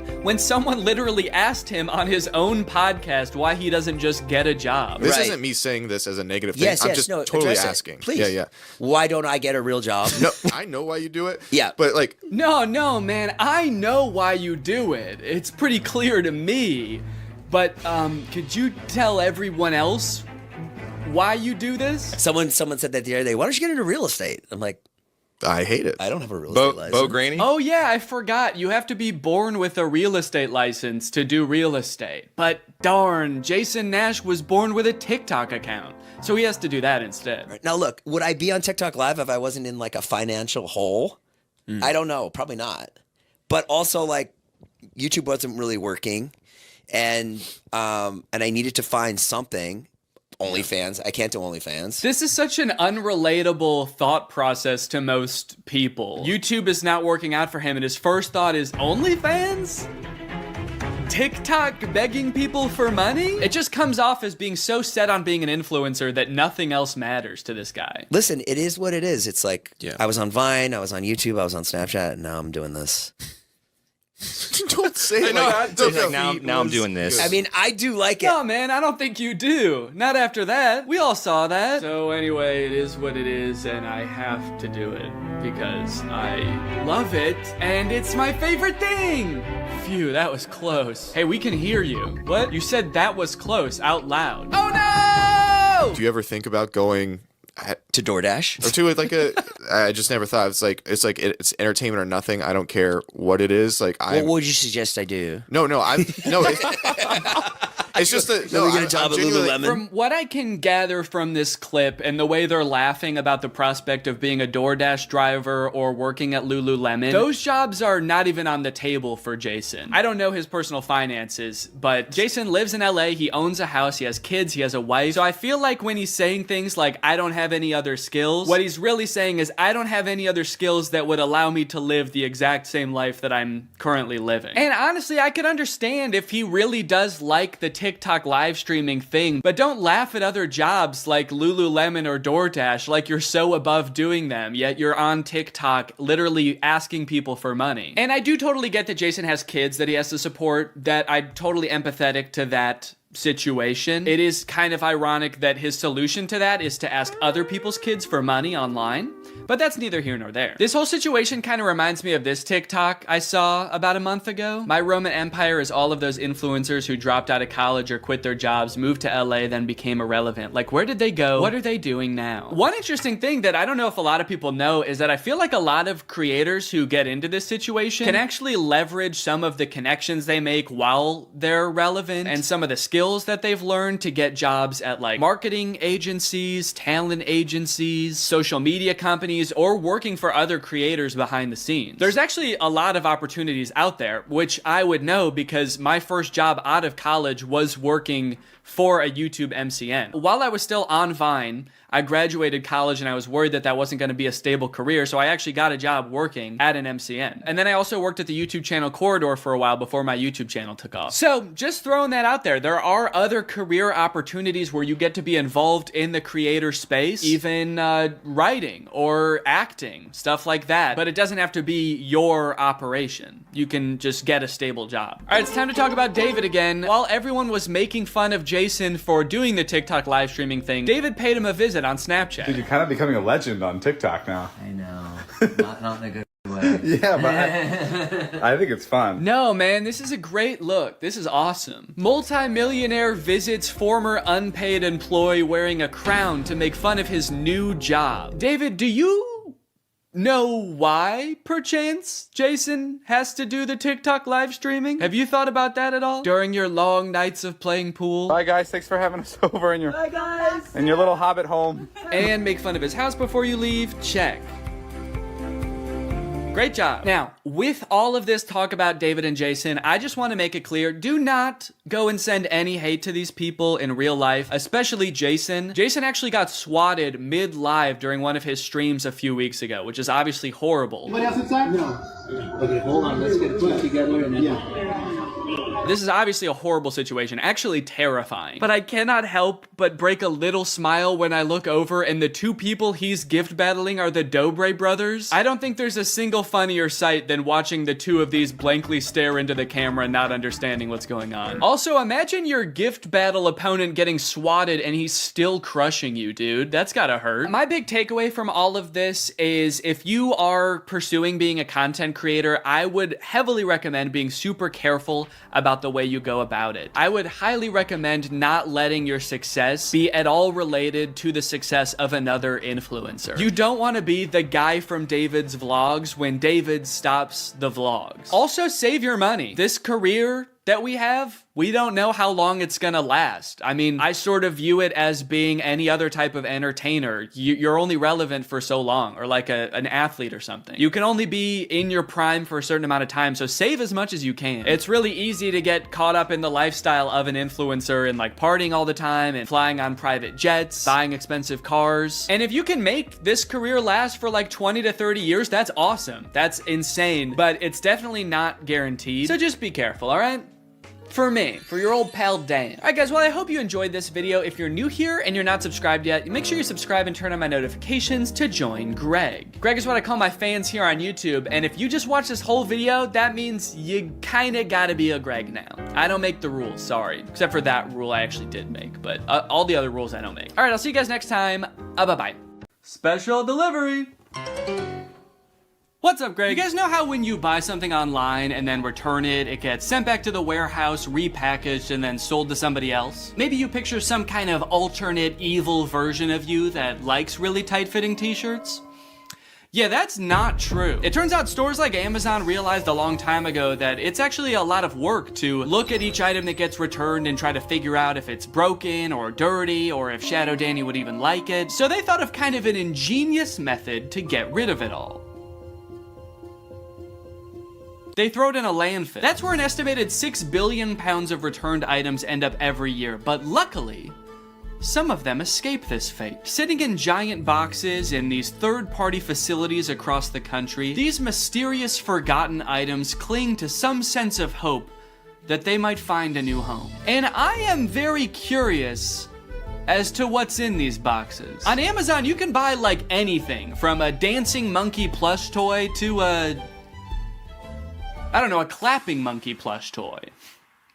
And everything in between. So I want to get my cold, sweaty little hands on one of these boxes of Amazon returns, but I don't know how. So I reached out to Raleigh Williams, the host of the YouTube channel Climate Town. So Raleigh, you're working on a video about free returns right now, right? Yeah, I saw this expose on a bunch of like brand new returns in a landfill and stores like throwing out cordless drills and perfectly new laptops and stuff. And I just thought like, we shouldn't be doing that. That shouldn't be how this system works. And so we've been reading up on it, and the reverse supply chain is not making me super optimistic. How do free returns go from like me returning an item to these random warehouses across the country where they end up in these mystery boxes. Yeah, so what's the last thing that you bought online? I think I bought AirPods. You know how there was like an option on the AirPods to, if you buy this, you can get it delivered to your house right away. Like they'll put it into a cannon and fire it at your window. Yeah,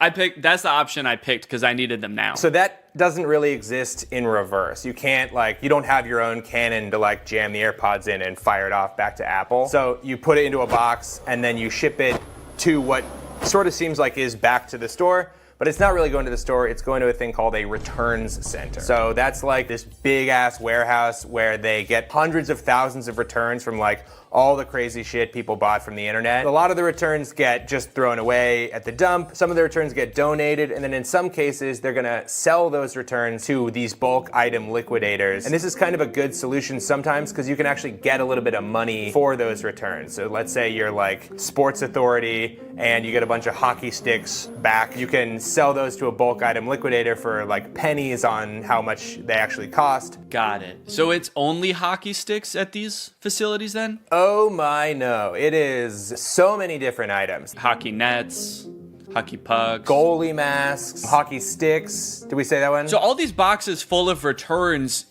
who do they sell these to? Do people like me just come in and buy giant boxes of Amazon returns? Yeah, there's a lot of liquidators that just have an open door policy, and it's bring your kids, let's make a Sunday out of this. Come on down and spend $400 on a box of random returns. So I could just go to one of these places if I find one and just buy a box? Yeah, this would actually be kind of a good section for my video that I'm making too. So maybe we'll just go to one together. I think it'd be a good challenge to see if you can actually resell the items in the box at a profit. To actually see if it's possible to get your money back from the big box of returns that we buy. Maybe at the end of the video too, whatever profit I make, we can give to a charity or something. That'd be a cool way to end it. Yeah, that sounds great. I mean, I do want to manage your expectations. I don't know how much you're actually going to be able to get from selling these items off. So I don't know how much profit this box is going to generate. It was the perfect plan. Given that this is actually a pretty common side hustle I'd seen before on YouTube, I figured I would have no problem turning a profit and donating said profit to charity. Some creators have actually gotten so successful flipping pallets that they've actually turned their operation into a full-time business. Just 3 years ago, Mitch was selling furniture out of his garage. Yes, I was. Now we're in this 30,000 square foot place. We did some research and found out there was a liquidation center not too far from where I live. So Raleigh hopped on a plane, and before we knew it,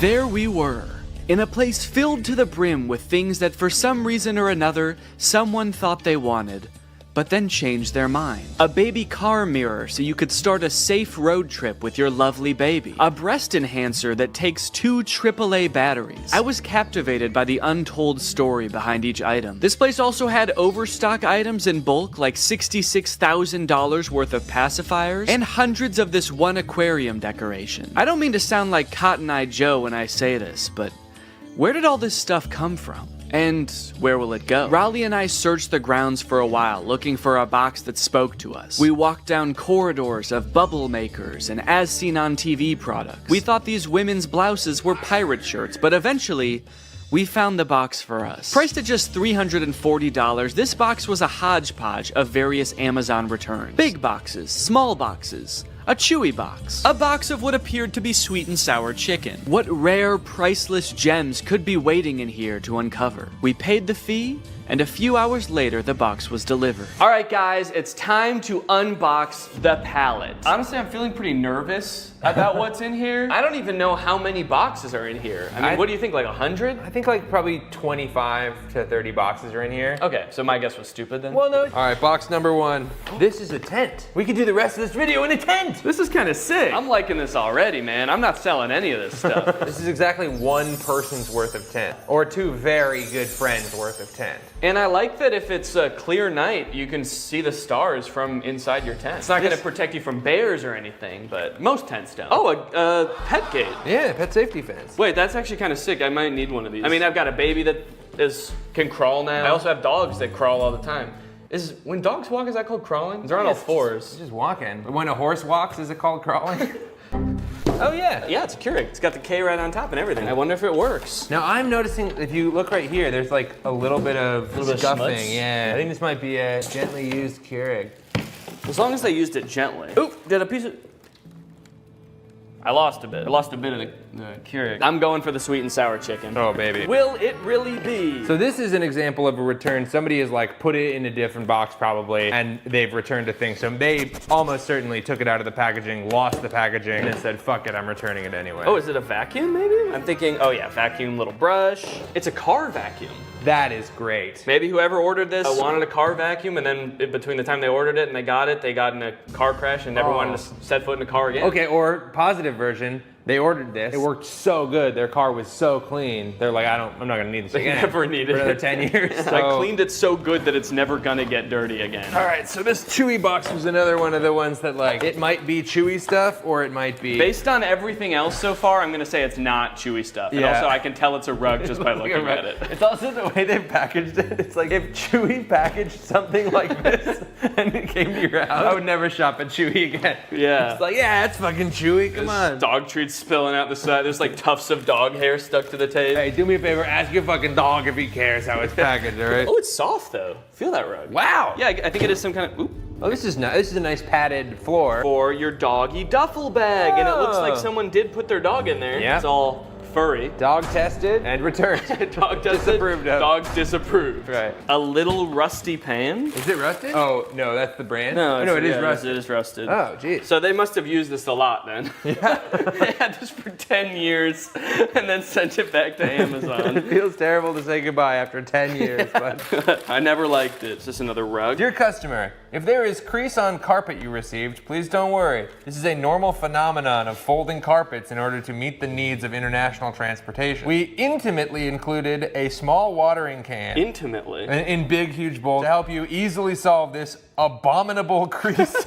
This crime against God of a crease. There were a few staple categories in this particular palette. For example, a shocking amount of tents. Could this be like a changing tent? Oh, yeah, maybe it is. Yeah. I think I just found another tent. We have an orange tent here. Okay. Also a bunch of rugs and 2 toilet accessories. I could understand why Amazon wouldn't want to take this back. Honestly, this one, I'm gonna give them a pass on this one. But there was a category of items that worried me the most, and that was the items that I didn't even know what they were when I unboxed them. Wait, whoa.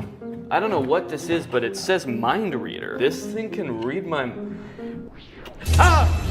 Get out of my head! Get out! I can hear your thoughts. Why would it be called a mind reader? It's like, was this the coaster you wanted? How did you know? Get out of my head! Look at what, I don't know. It's like a garbage bag? I think so. What the hell is this? Okay. And was it just like wood? It's a plank of wood! Wow. And does it say on the back, this is a set, do not separate? Oh, does it? This is a set, do not separate. There is one thing in here. Yeah, I wouldn't know how to if I tried. I'd need an axe. The more boxes we opened, my hope that we might find some cool, mysterious, rare item started to fade. People aren't constantly ordering cool doodads on Amazon and then returning them. As we came to find out, life is mundane, and so was a lot of the stuff in this box. Until we found this cool bird feeder. A smart AI recognition bird feeder. What does it recognize? I think it recognizes the kind of bird. Ooh, wait, that's actually kind of cool. It's kind of cool. Maybe if it sees a squirrel, it won't like put anything out. If it sees a squirrel, it shoots it. Okay, yeah, look at the bird seed comes down. Your little camera looks at him, says, blue jay detected. Wow, that's actually kind of cool. That's great. I could definitely find someone that wants to use this. In total, there were 34 boxes, and without making a single dime yet, we had already spent 55 minutes taking it all out of the box. I'm not going to show us unboxing every single item, but if you're curious, here is a list with all 34 items we unboxed. Battery low, your GoPro will automatically power off. Wow. That's weird. Perfect timing. Do I have a rectangle on my head? It's a little one. It sort of looks like you're like Harry Potter's brother. He's like got a little rash on your head, but not the lightning bolt. He like saw Harry get Avada Kedavra and he like ran away and just ran into a wall. Yeah. The boy who goofed. Yeah.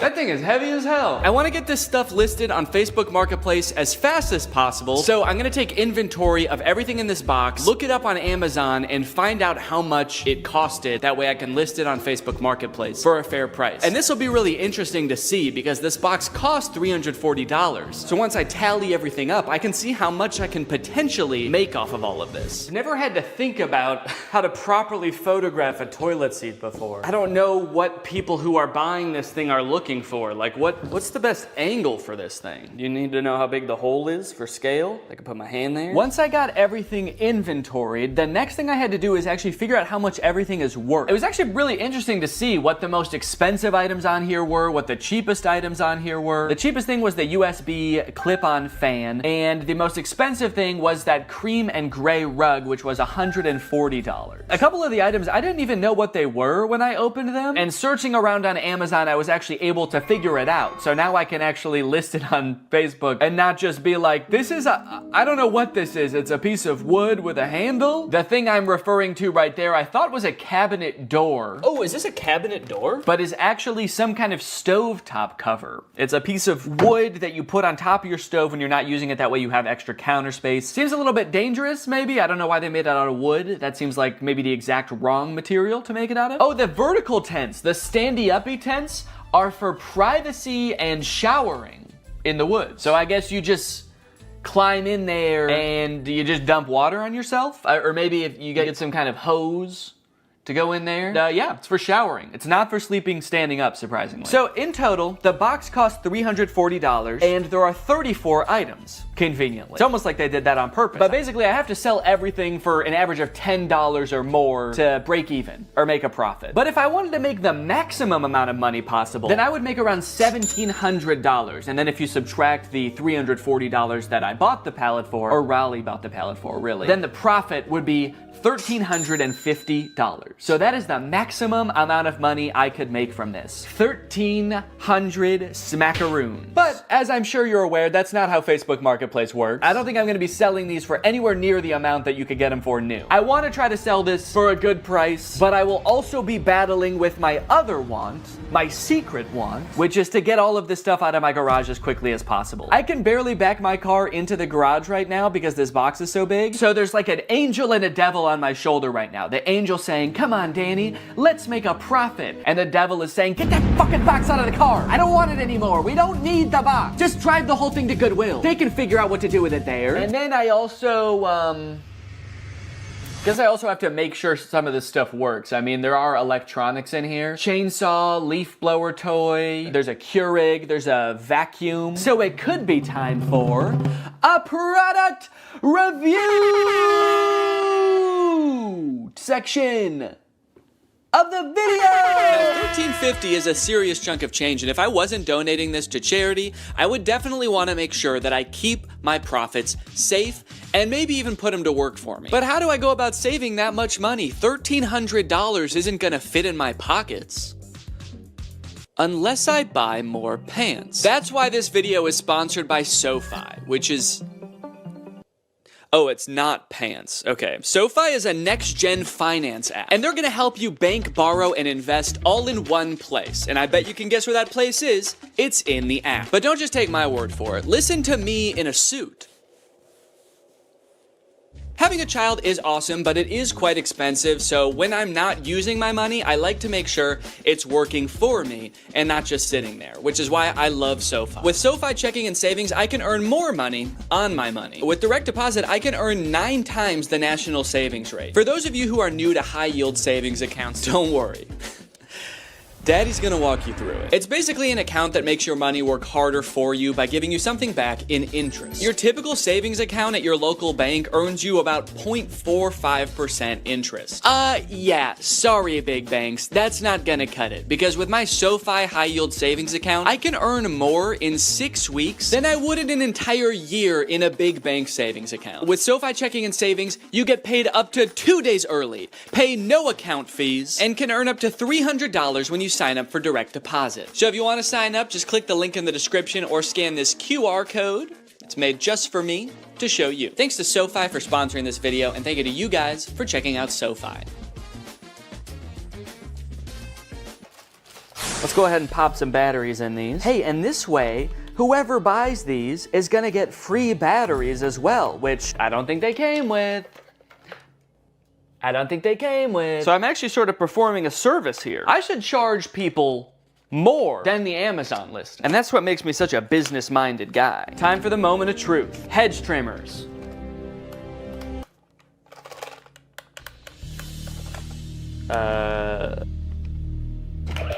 Whoa! Okay, this one works. I didn't even mean to turn that on. I just, as I picked it up, I accidentally pulled the trigger. This one, it seems like doesn't want to do anything, and this one was so ready to work that the second I touched it, it was like, yes!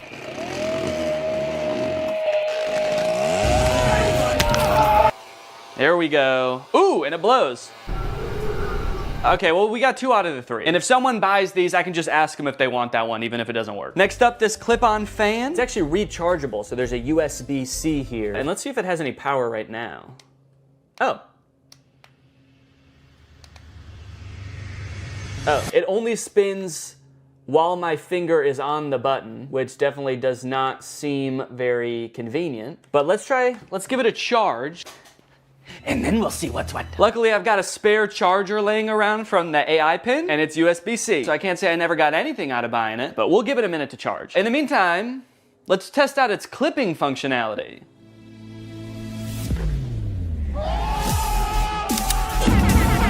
Hell yeah. Up next, oh no, golly. Is that really what I say when something surprising happens? Did I say, ooh, no, golly? No, golly! Having a child has turned my language all topsy-turvy. A few months ago, I definitely would have just said like, oh, fucking shit, as that thing fell over, you know, because I'm a cool guy, I swear. Okay, so this is the Keurig. Water. And now let's see if it'll just make me a hot cup of water. Guess I'll just do 8 fluid ounces here. Go. Does it know there's not a cup in here? Go! Why isn't it going? A Keurig starts going right away, right? You press it and it just starts going like... In my experience, every time I've used a Keurig, you press it and it goes right away. Okay, maybe it knows there's not a cup in here and it's mad about that. All right, let me see if I have a Keurig cup laying around. Found one. Maybe I have to put a mug here. Maybe it won't start unless it detects. Does it have mug detection technology?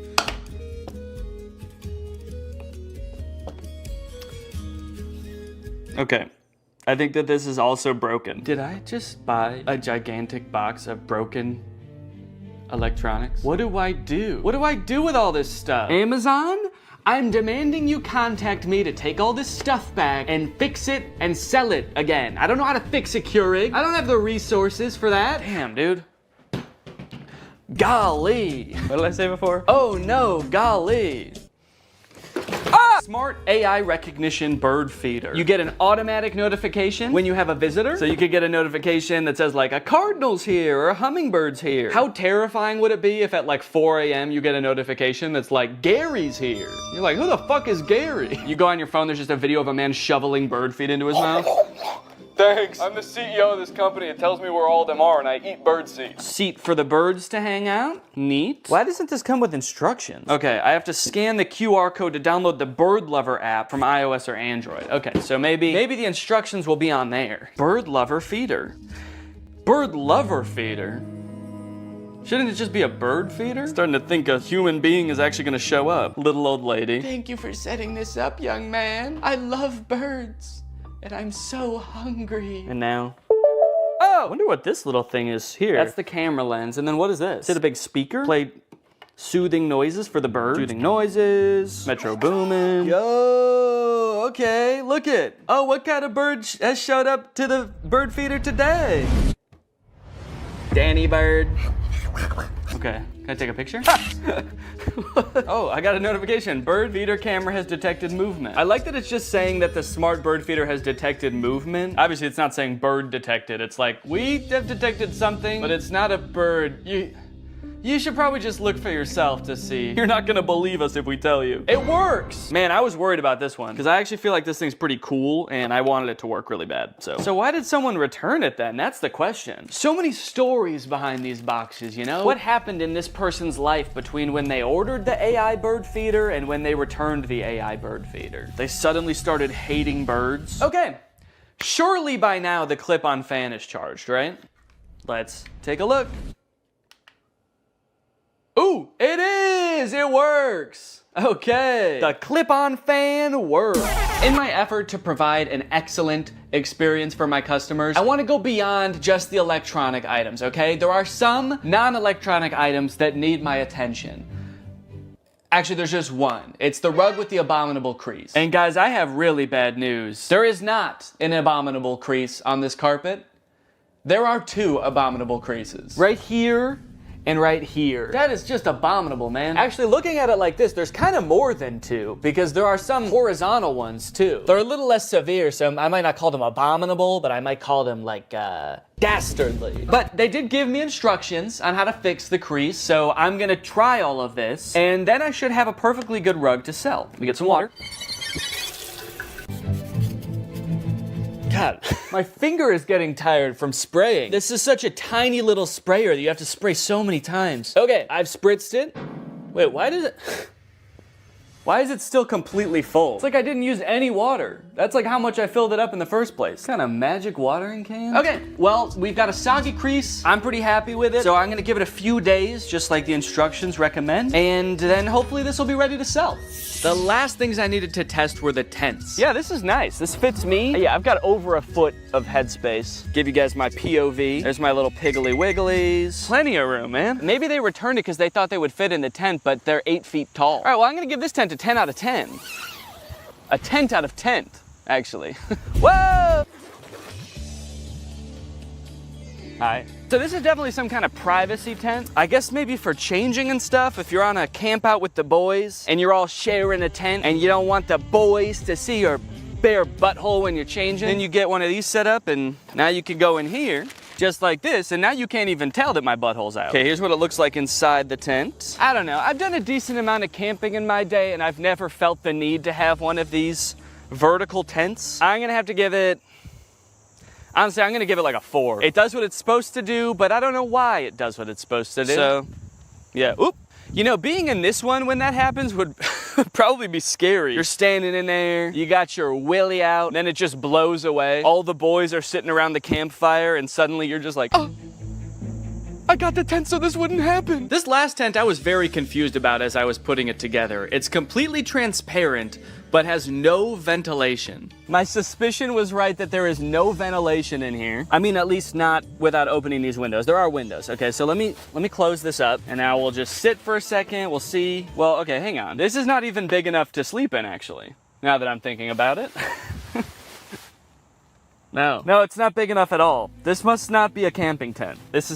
Must not be for sleeping. What other, is this, oh, maybe this tent is like to keep you warm because it is insanely hot in here. That's why I say that. So, yeah, I guess there's like no problems. Oh, there's sand in here. What the hell? Look at, there's sand all over here and dirt on the inside. Okay, someone for sure used this. Despite being a little worn, it does the job. So I gave it an 8. Out of 10. After all of that testing and reviewing, I was finally able to get everything up and listed on Facebook Marketplace, and a few days later, I got a message. It was Barbara, and she wanted my pet gate. Hello, how are you? So sorry I'm late. Oh, that's okay. Since I didn't want to give 34 strangers my address, I decided I would meet each customer at a nearby grocery store. Well, let me show you the gate. I have 2 little Yorkies. Oh, cute. Yay!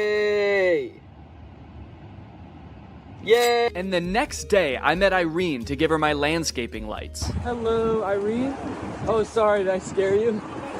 I 1000% did scare her. She screamed and jumped when I said her name, but that didn't matter because I had just made $23. Just about every day I was heading off to the grocery store parking lot to meet with yet another potential customer. I felt like I had the foundations of a real small business on my hands. Another day, another drive to the grocery store parking lot. Goodbye, sweet and sour chicken box. Goodbye. I was spending a decent amount of time driving to and from the grocery grocery store and waiting at the grocery store. But that didn't really matter because I was making money, baby. I don't have the money. He paid me on Zelle. All right, we're a few days in now. How are things looking? I don't know if my listings just took a while to get into Facebook's algorithm or something, but they weren't getting any interest for the first couple days. But then suddenly, on the second or third day, I started getting a ton of messages. Just like that. And the messages are great because it means that I might be able to sell something, but it is also like really hard to keep track of. If you've ever sold anything on Facebook Marketplace before, you probably have dealt with this, but people will message you and then just disappear after you respond. Hi Danny, is this still available? You only have 4 pieces. They're talking about the pathway lights, there are only 4 of them. I don't know why they needed to tell me that. I know that. Don't shame me for how many pieces I have. Yes, are you interested? Yes, it's 4. And then they just completely ghosted me. They just messaged me to insult me. Hi, is this available? Yes, it is. Do you want it? I guess when you're buying things, you probably have so many options because there's probably, you know, there's a million rugs on Facebook Marketplace. So you don't have to treat one guy selling a rug very well. This person messaged me about the clear chair mat and said, are you ever in downtown Chicago? Even though I have my location listed on the listing, it is not downtown Chicago. I have it listed as pickup only. So I said, no, not really. And then I offered to meet him halfway in 2 different towns. And then he just stopped responding. No, sorry, I only want your ridiculously discounted product if you drive all the way to me and hand it to me. I'm not even gonna get out of bed, actually. You can just come in. And if all that wasn't bad enough, the crease is still there. All of them. Yep, this thing's been laying here days now. Probably a week, actually. And the creases haven't gone down a lick. So I'm sorry, but if anyone buys this rug, the crease is gonna become their problem. All right? I'm not doing the crease. Every time I had a potential new sale on my hands, I had to dig into the box to find the item, which was surprisingly difficult. And I ended up having to use a shovel a few times to dig an item out from the bottom of the box. If I was gonna do this again, I would definitely invest in some other storage system like shelves, which might take up more space, but it would be so much easier to access the items. What really added insult to injury in this case is that the person who was requesting this item actually ghosted me right after I did this. But that's not even the worst part, because I actually have a much bigger concern about this box. And that concern is that the box is perhaps cursed. Firstly, after I reviewed all the electronic stuff in my office, I was moving the boxes around and a big spider crawled out of one. And it zoomed around, it took me forever to find, and luckily I was really chill about the whole thing. Secondly, anytime I've been doing anything with the box, I've been sneezing a lot. Ugh. What am I allergic to in this box? I don't want to know. And then I noticed that later that day, every time I've gone into the box, I have told Laura, I think I have a fever. This is like hours after I'm done using the box, but it's always on days where I did use the box. I just feel feverish. I have body aches, I feel exhausted. So I'm highly allergic to something in the box. I guess dust, although I've never been allergic to dust before. And then the third thing, which is the most concerning thing, a few days ago, I got a bunch of mosquito bites on my body. At least I thought they were mosquito bites at first, because they were just a bunch of itchy bites. But after a few days, they kept getting itchier and itchier, and you'll notice I'm itching one right now. And then they got really red, which doesn't happen to me with mosquito bites. The bite itself got red, and then the whole area around it got red. And they're starting to get better now, but you can still faintly see the redness around this one. I've got like 5 or 6 of these on my body. This is very concerning to me. So I don't know, maybe this is all kind of in my head, you know? Maybe there's a spider in the box because it's in my garage, and there's spiders in my garage. Maybe these bites are just mosquito bites and my body is reacting a weird way. Or maybe, what is the more likely option, the box is cursed. But hey, baby, that's just more motivation to get rid of this stuff, huh? Sell it. Give the curse to someone else. But at the very least, I should be careful when I give people the boxes. I should probably check them all for big spiders and ancient magic before I give it to them. Yep, should be good. Sweet. All right, have a good day. Yeah, no problem. All right, I've just finished up another sale here, and I was just sitting here in the car doing some thinking, and I think I've decided that I don't like this one bit.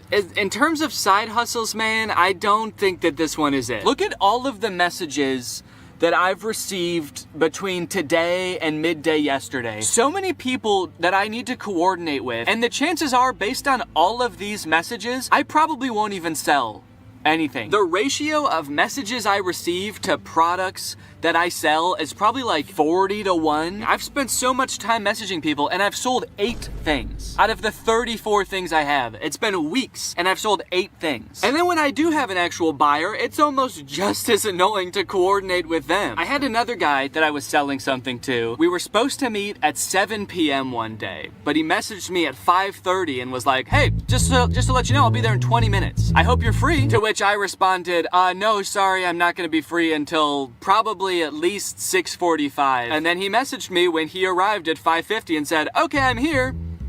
Oh no, I didn't see your message because I was driving. Can you come anyway? But it was all worth it in the end because I sold the desk chair mat for $15. And as he was typing my information into Zelle, he also asked if he could have a discount. And I gave him one. Guys, I'm not good at this. Now, to be fair, this is completely my fault. I signed up to do this video. When Raleigh proposed, we did a collab, and I decided on this idea as my end of the collab. I had watched, I think 1 video about pallet flipping on Amazon, and I thought it looked easy. And I don't know where my critical thinking was when I watched this video, because watching it back in hindsight, there were definitely some red flags. This is a video called The Best Side Hustle No One Is Talking About, Flipping Amazon Return Pallets. It was made by this channel. They're a couple. They do a lot of Amazon pallet flipping, and so I thought it looked fun. And I think what really drew me in is this little bad boy right here, the MSRP counter. Every time they open a product to see what it is, they tally up how much it costs on Amazon, and they add that to the MSRP counter. By the time they're done unboxing the pallet, their MSRP counter is like $3,000 for a $500 box. So that's great, you know? They made $3,000. Except, no, they didn't. They've unboxed a bunch of stuff and they've added up what it would have cost them to buy new. It's crazy that, to me,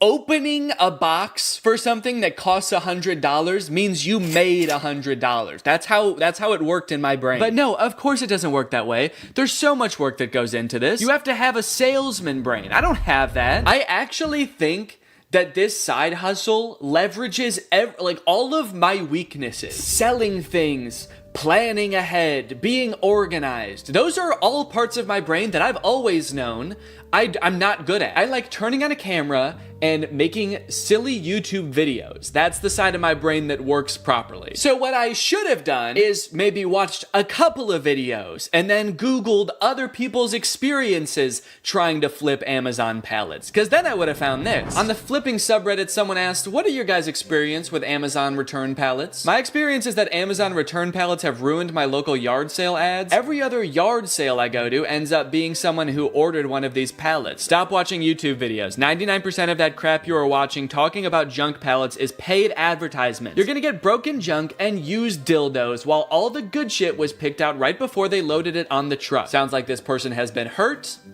and disgusted. This person said, depending on where you live, there's probably many people already doing this. I actually think it's better to wait and buy from these people at yard sales when they're trying to unload their death pile of merchandise. So hold on, there's Amazon, then the warehouses, then the people buying the pallets. They can't sell them, so they do a yard sale. Then there's other people coming to the yard sale to flip that and sell it to other people. How deep does this chain go?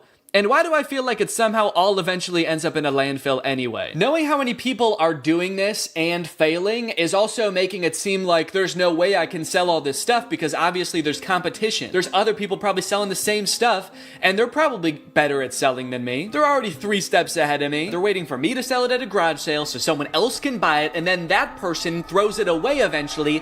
They're waiting by the garbage can for them to throw it away so they can pick it up for free and then sell it for $1. But that's when I thought of the perfect plan. And I actually haven't thought of what the plan is, but I'm just gonna wait until I have thought about it, and then I'm gonna add that in with voiceover. Weeks went by after this. Each day that I would walk into my garage, I would be confronted by a giant box of my own failure. All of my so-called biggest weaknesses staring me in the face and preventing me from backing my car into my garage. Oh, on the plus side, I did learn that the mysterious bites I was getting weren't from the box at all. Apparently, due to the cicada uprising this year, there was also a surge in the population of a microscopic mite called Oakley leaf itch mites, which feed on cicada eggs and then bite YouTubers in the back of the knee when they're already going through a pretty tough time. I was letting nearly all of my messages go unanswered at this point. I had resigned to not making a profit, which at this point meant I would not be donating to charity. In fact, I would have to steal $180 from charity. I started researching which charities it would be most ethical to steal from when suddenly, I remembered something. Something that gave me the idea for the perfect plan. My experience is that Amazon return pallets have ruined my local yard sale ads. All right, this is the beginning of the garage sale long shot.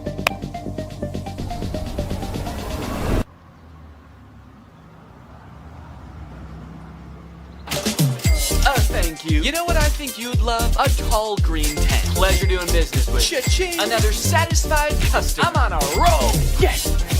Thank you. Yes. Yes. Yes. I thought she was gonna want the bird feeder. She looked like the perfect candidate for the bird feeder.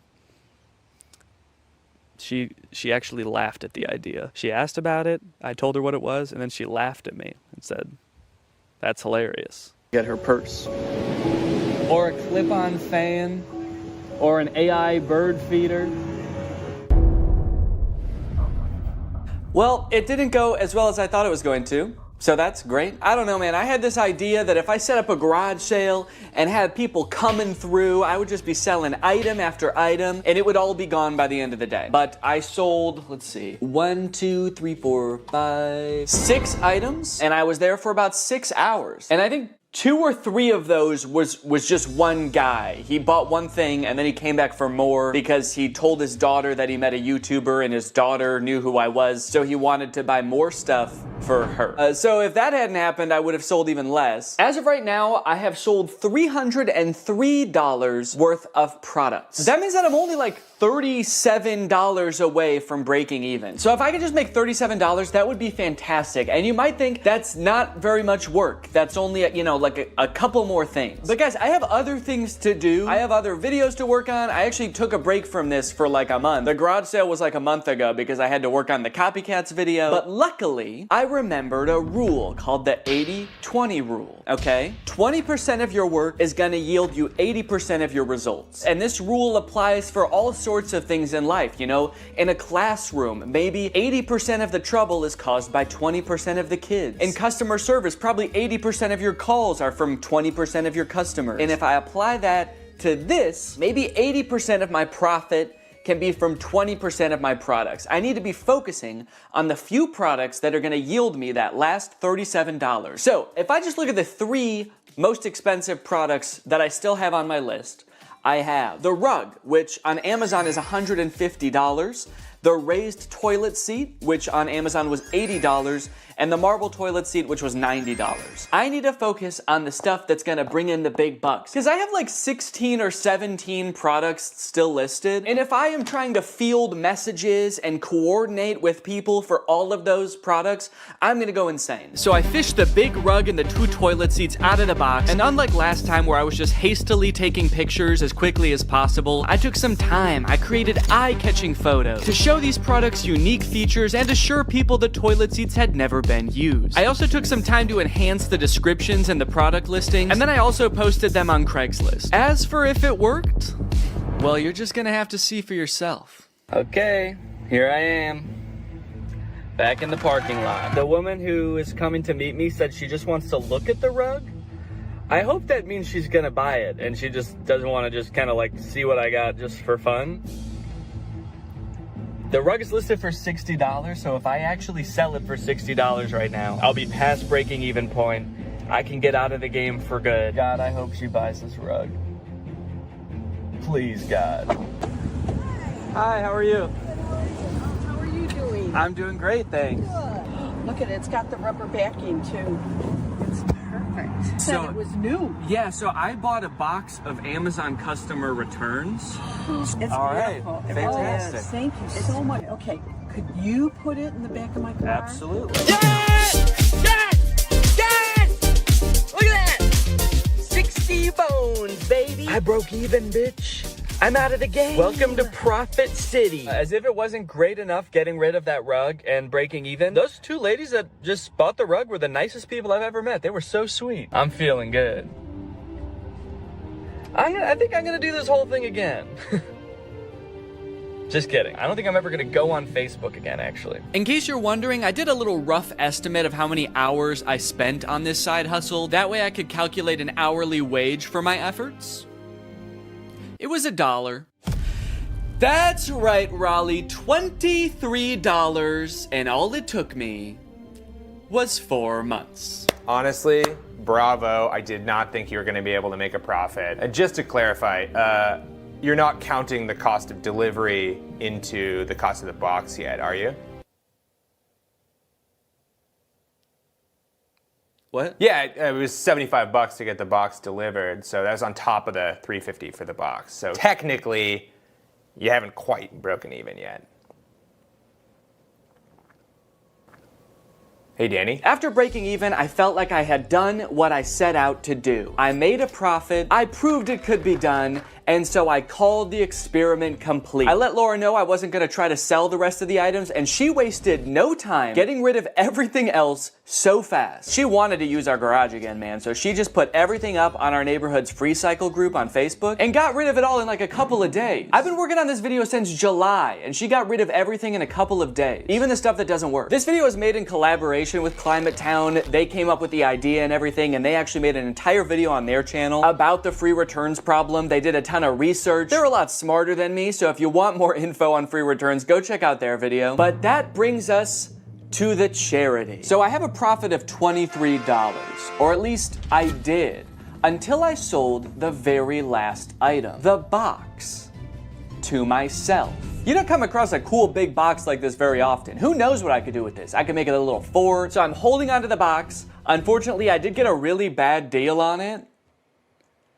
It was $10,000. The one time I negotiate and actually drive a hard bargain, it's on myself. So now I've got $10,023 to donate. I'm gonna be donating to Feeding America. They provide meals for people in need. I'm gonna add a fundraiser to this video down below, so if you guys wanna join me in donating, that would be awesome. Even just $1 can provide at least 10 meals for someone in need. So it's a really great opportunity to make a difference this holiday season. Anyways, guys, I hope you enjoyed this video. Make sure to subscribe if you're not yet to join Greg, and I'll see you next time. What's up, Greg, and welcome back to another episode of Please Stop Trying to Give Birth at Disneyland.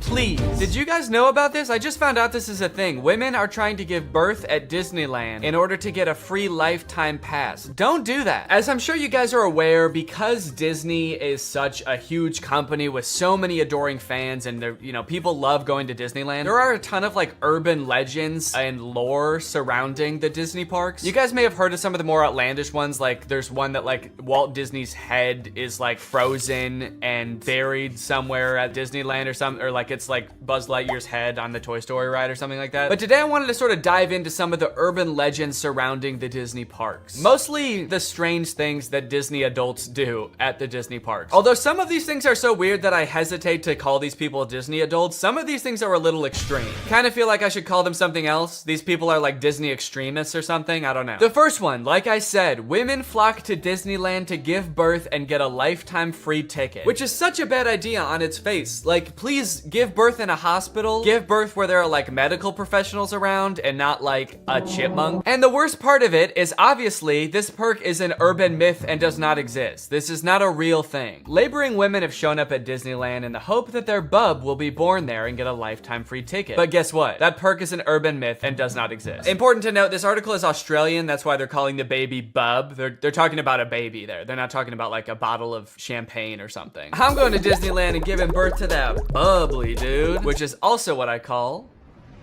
having a fart. I just gave birth to a bubbly. As a veteran of the pregnancy game, I know for sure that the journey to motherhood, okay, that's a weird way to say I've given birth before, or just that I am a mom. As a veteran to the pregnancy game. So you have kids, right? Me? Yep, yeah, that's right. I've done 3 tours of pregnancy. I've seen shit you cannot imagine. The pain, the screaming. Yeah, I've heard childbirth can be pretty tough. The innocent lives lost. Oh. What? The airstrikes. So many civilian casualties. Are we still talking about giving birth? Yes. Laboring women are racing to Disneyland's gates in hopes that if their baby is born there, they will secure their child a lifetime pass. Okay, so the article goes on to describe that there are people that have given birth at Disneyland before, and people have tried to replicate it and give birth at Disneyland, and they've gotten caught, and it hasn't gone well. I do feel like the article is over-exaggerating, though, saying that laboring women are racing to Disneyland's gates. Like, pregnant women have, like, the baby already coming out, and they're shoving it back in, like, running into Disneyland. There's just, like, a crowd of angry mothers-to-be banging on the gates in front of Disneyland. Let us in! We must release our spawn! Like, making a break to the Pirates of the Caribbean ride to do a water birth. I just feel like they're exaggerating a little bit. I don't know if I would characterize it quite like that. So you're probably wondering how this rumor started. Like, did Disney ever at one point give a lifetime pass to someone whose baby was born at Disneyland? Well, I will let this TikTok explain that. Today in Disney history, the very first Disneyland baby was born. Rosa Salcedo gave birth to a 6-pound,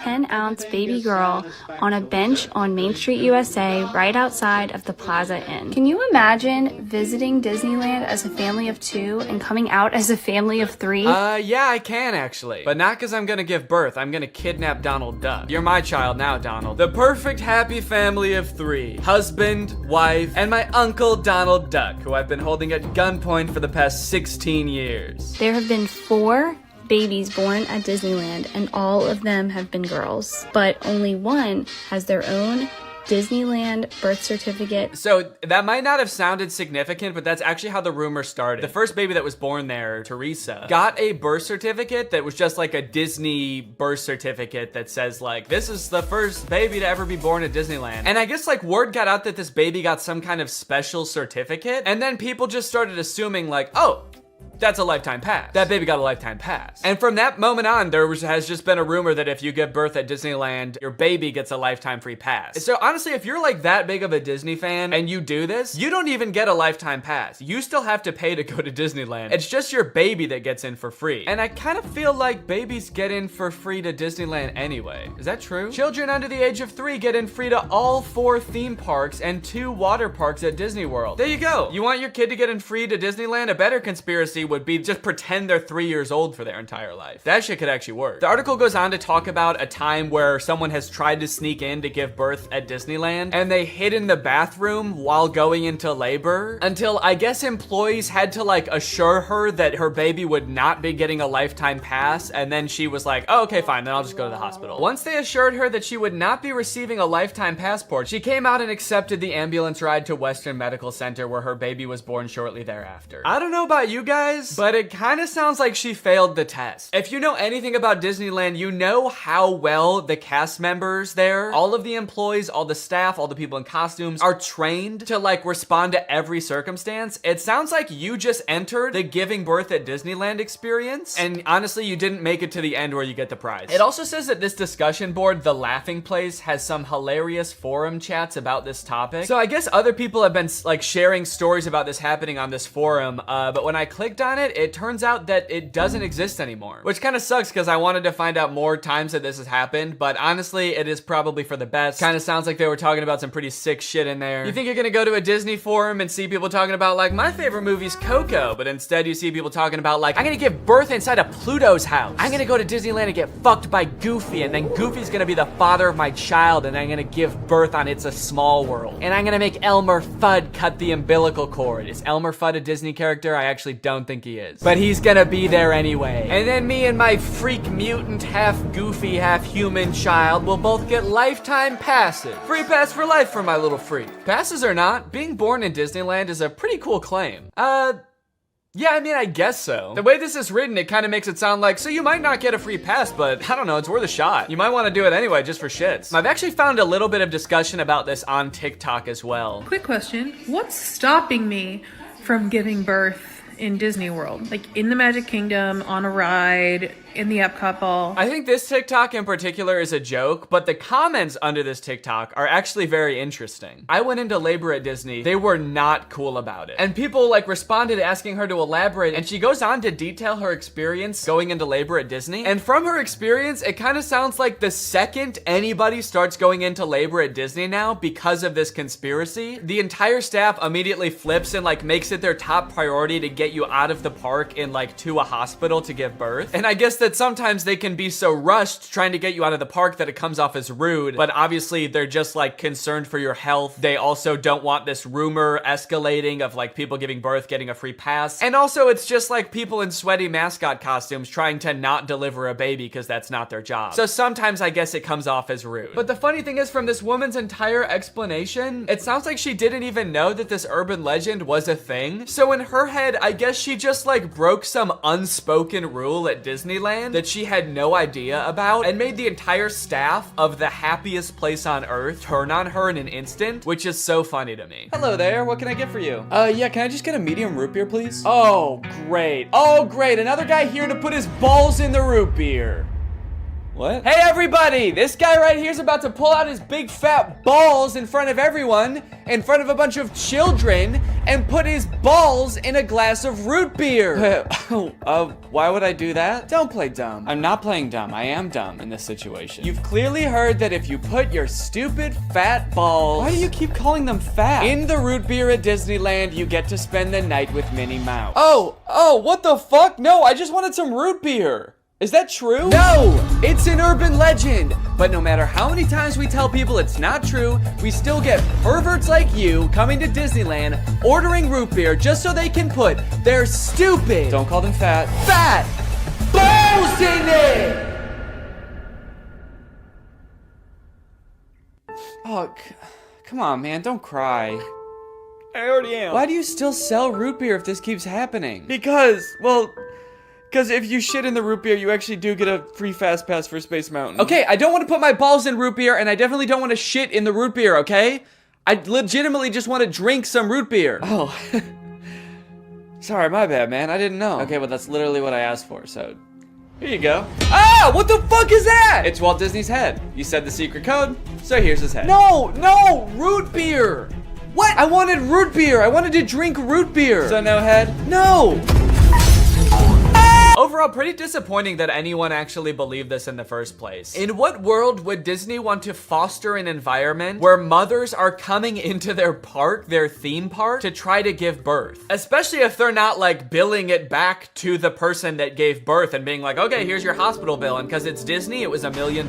Now, by now, it should be no surprise to you that there are some people in this world that want to spend every waking moment of their lives at Disneyland, especially their most precious moments in life, which is why you can also get married at Disneyland. Let's take a look at some of the craziest places you can get married at Disney World. Starting at $12,000, you can get married at the Haunted Mansion in Disney World. But just like expecting mothers trying to sneak into the bathroom to pop out a quick person, couples are of course also trying to cheat the system and avoid paying to have their wedding at Disney. So they'll just like sneak in with like themselves, maybe a couple family members and an officiant, and just like have the wedding in like a somewhat secluded area of the park. Here we have an article that details a San Diego couple sharing their secret Disneyland wedding story. Not many people can say they secretly got married in Disneyland's Sleeping Beauty Castle. 2 years ago, Gabriel and Andrea had been saving up for their dream wedding at Disneyland. However, when they began looking for wedding options at the park, the couple said that the cheapest option was $12,000. Instead, they decided to spend their life savings on a house. Great move, honestly. No complaints so far. That's a very wise choice. So Gabriel and Andrea decided to have a secret wedding at Disneyland. The couple gathered Gabriel's oldest daughter, an ordained minister, a witness, and packed their bags, heading for Disneyland for what they called a guerrilla-style wedding. Now, I don't know much about weddings. I've only had one, but I do know that you don't generally want to have them guerrilla style. Like when we were planning our wedding, that word almost never came up, I don't think. Just imagining them describing their wedding afterwards, like, yeah, it was so romantic. We hid in the bushes for 8 hours in the hot Florida sun, wearing camo paint, waiting for the crowds to die down. You know, just sort of waiting out the crowds and the gunshots, the airstrikes. Airstrikes? Then we popped out and I said I do.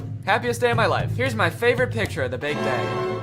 Now buckle up, because this next urban legend is about to get nasty. Quite literally, this is disgusting. Like I said, the most devoted Disney fans would probably spend forever at Disney if they could, but maybe they can. For years and years, the Haunted Mansion has been the home to an endless supply of Disney myths and legends. But the attraction's most prevalent and persistent rumor is that guests regularly spread the remains of their friends and family inside the ride. This can't be true though, right? It is 100% true. Yes, that is right, and I don't want to bash anybody's final wishes. I know that that's a very personal thing, but spreading human remains in a public place that people are like walking around and touching? Please don't do that. Or you know what, I should say, because I feel bad for people who are just trying to honor their dead relatives' wishes or whatever. If you're alive still and you're watching this video and that's gonna be in your will, please take it out. Don't make people do that on your behalf. Honestly, I am a little relieved that people are sticking to like spreading ashes at least, because there are a lot of different ways to dispose of a body. It was actually my grandpa's greatest wish to be laid to rest at Disney. Oh, that's sweet. You're gonna scatter his ashes around at the park? Not exactly.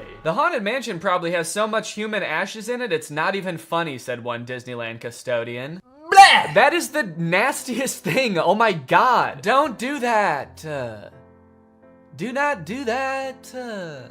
Please. People scatter their loved ones' ashes in the Disney parks monthly. Can you imagine just like being on a ride and the person next to you is dumping out ashes? Disney employees are literally aware of this too. They have to follow special protocols every time this happens. The custodians are used to identifying and vacuuming up these ashes. I don't know why I was surprised to hear they vacuum them up. Of course they do. It's a literal human corpse, basically. Of course they get rid of it. The people who are like requesting this happen to their bodies must know this, right? They must know that some custodian that does not willingly work in like a morgue or something is going to have to take care of that. This sounds awful for everyone. If you're the custodian, you have to vacuum it up, but if you're the person that just lost someone you care about, you have to know that they're just gonna vacuum it up. They might even make you watch. They have you come identify all the places that you scattered the remains, and then they just like make eye contact with you while they're vacuuming it up. This is going in the garbage now. We're gonna throw this in the garbage now. Say bye-bye. So when you're laying them to rest in the happiest place on earth, you're actually condemning them to forever in the suckiest place in the world.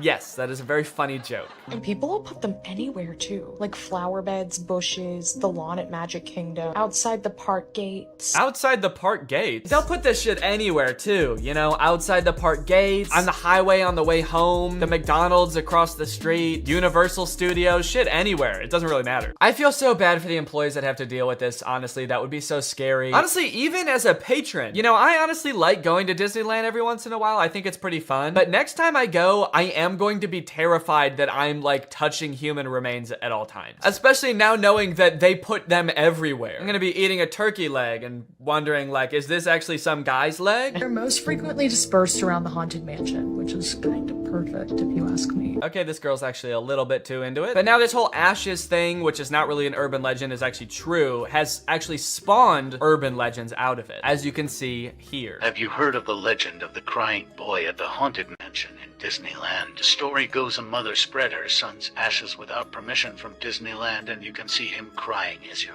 exiting the ride. Spooky. I wonder why he's crying. Maybe because his ashes are in a vacuum. Maybe because he was a little boy and his mom spread his ashes in the scariest ride at Disneyland. The mom was like, yeah, my son used to love this ride. Every time we would get on it, he would be screaming and crying and shaking because he was so happy and excited. So I decided this is the perfect place for him to spend the rest of eternity. In a rundown castle of pure terror. It's what my darling little boy would have wanted. All in all, it seems to me that Disney, this giant corporation that owns like every media property known to man, has their grubby little fingers wrapped around people a little bit too tightly. It's like you already have every movie and TV show. Do you really need people like begging to spend their entire lives at your theme park also? But even still, with people spreading their loved ones' ashes at Disney, people trying to give birth at Disney just to get free tickets, Disney is still trying their best to immerse you in their parks as much as possible to make you never want to leave. Recently, Disney opened up the Galactic Star Cruiser Hotel, which is a Star Wars hotel and experience. I think it's like a 2 or 3 day long experience where you are like in this hotel. There's like a story that you have to follow about shit going on around you. It seems very immersive, and to a pretty big Star Wars fan, honestly, it sounds pretty cool. But it is also $5,000, and instead of windows, your room has a screen that just shows a video of outer space playing. So, you know,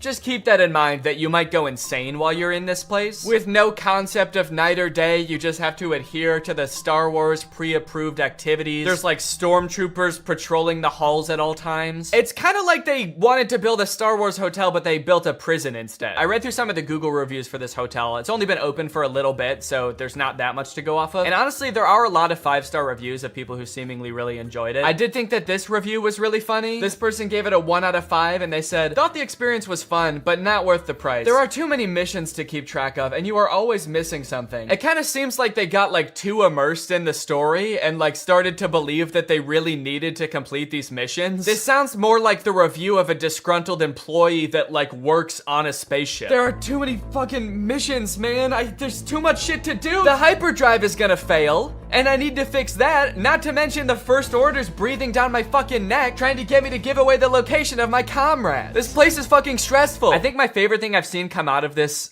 Star Wars hotel is this apparently now deleted ad for the experience that says, strike unlikely alliances in your very own Star Wars story. Apparently when you come in, you can decide if you want to be like on the good side or the bad side. So this shit, this place is metal, dude. This goes hard. It's crazy to me that you actually can choose to be on the side of like the evil intergalactic fascists, basically. You and your preteen daughter can don First Order uniforms and betray one of your favorite character's trusts, Chewbacca, giving away his location and leading the First Order directly to him, who will take him away to be tortured and then eventually executed. It might be a little too immersive. It might be. We're gonna start hearing people come back and you're gonna be like, how was your trip? You went to the Star Wars hotel, right? And they'll be like, the guilt over my actions will haunt me forever.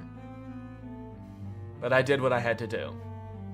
It was honestly fucking sick. I loved it. And honestly, like, if someone offered to bring me there for free, would I go?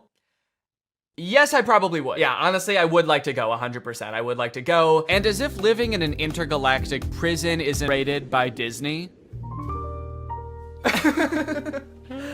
Oh gosh. I feel like we have so much chemistry together. Me too. This has been great. This date was a lot of fun. I really haven't connected with anyone like this in a long time. Fantastic.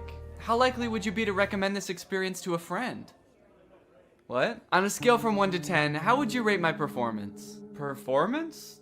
I thought you were just like genuinely interested in me, like romantically. Oh, perfect. So a 10 then? I really opened up to you. And you opened up to me. That's all just part of the story living experience. It's Disney magic. So that whole story you told me about how sad you were that you had to release your pet into the wild because it had grown to be wild. That was the plot of The Fox and the Hound. What the fuck is wrong with you? Thank you for riding Disney's Love Connection. Please make sure you pick up all your belongings as you exit the ride. Are you an animatronic? Please do not try to fuck any of the animatronics. Are you all animatronic? Have a lovely day here at Am I the only person that lives here? Anyway, that's the end of the video. It's time to talk about our sponsor. What's up? It's me, a hacker, and I'm so excited to steal your data because you don't have today's sponsor, ExpressVPN. You see, sending data over an unencrypted network is a lot like sending a postcard. There's no envelope to cover up your info and protect your sacred message. So any old creep with a little bit of basic computer knowledge and a little bit of free time can come along and check out all of your private information. I'm talking passwords, financial details, hell, emails. I'm gonna look at all of it. I'm doing it right now. Hey guys, I was just kidding. It's just me, Danny. I wasn't kidding about most of it actually. Just the part about me being a hacker, but the rest of it is true. Oh, there's not enough light on my face now. Can I just sort of illuminate my face with this? Luckily, today's sponsor, ExpressVPN, is here to help. Because ExpressVPN encrypts all of your network data with their best-in-class encryption. It would literally take a hacker using a supercomputer billions of years to crack this encryption. ExpressVPN has the fastest speeds out there. They've got 24/7 customer support, and ExpressVPN is extremely easy to use. You can fire it up and get connected with just one click. I've got ExpressVPN on every device that can have it, just to have a little bit of extra peace of mind when I'm out and about, especially on public Wi-Fi. So if you want to find out how you can get 3 months of ExpressVPN for free, then head on over to the link in the description. That's expressvpn.com/Danny Gonzalez. That's expressvpn.com/Danny Gonzalez. Thank you, ExpressVPN, so much for keeping us safe, but also sponsoring this video. Thank you to you guys for checking out ExpressVPN. When you click on the link, it really helps to support my channel, so thank you for that. All right, thank you guys for watching this video. I hope you enjoyed it. If you're new here and you're not subscribed yet, make sure you subscribe and turn on my notifications to join Greg. Greg is what I call my army here on YouTube. We are a ruthless army whose violence and terror knows no bounds. Please subscribe and turn on my notifications to join, and I will see you next time. Bye-bye. What's up, Greg? I hope you're having a great holiday season. I know I was, until I watched the new Home Alone movie. And I got sick, also. I think the movie might have given it to me, honestly. You know, guys, when you think about it, I guess it makes a lot of sense that they would make a new Home Alone movie, you know? Hollywood loves their sequels. Their sequels of sequels, and they've already made like 5 Home Alone movies, so why stop there? And sure, like, nobody has watched or even been interested in the last, like, 3, but all the more reason to make another one, you know? Sort of a comeback Home Alone movie this could be. I guess could have been, if it wasn't already out and wasn't already bad. It's a shame, man. I really liked the first 2 Home Alone movies, but then after that, nothing feels the same. And I don't know what it is about this one in particular, but watching this little kid beat the shit out of these burglars, it's just not as fun as it used to be. I guess I really am grown up. Oh, no, you know what it is, actually? It's not that I'm grown up. It's that instead of making the villains in this movie like cartoonishly evil burglars, they made them like a struggling middle-class family who are only breaking into this kid's house due to a misunderstanding. They're not evil. They're not trying to hurt anyone or kill anyone. They're just like a down-on-their-luck family.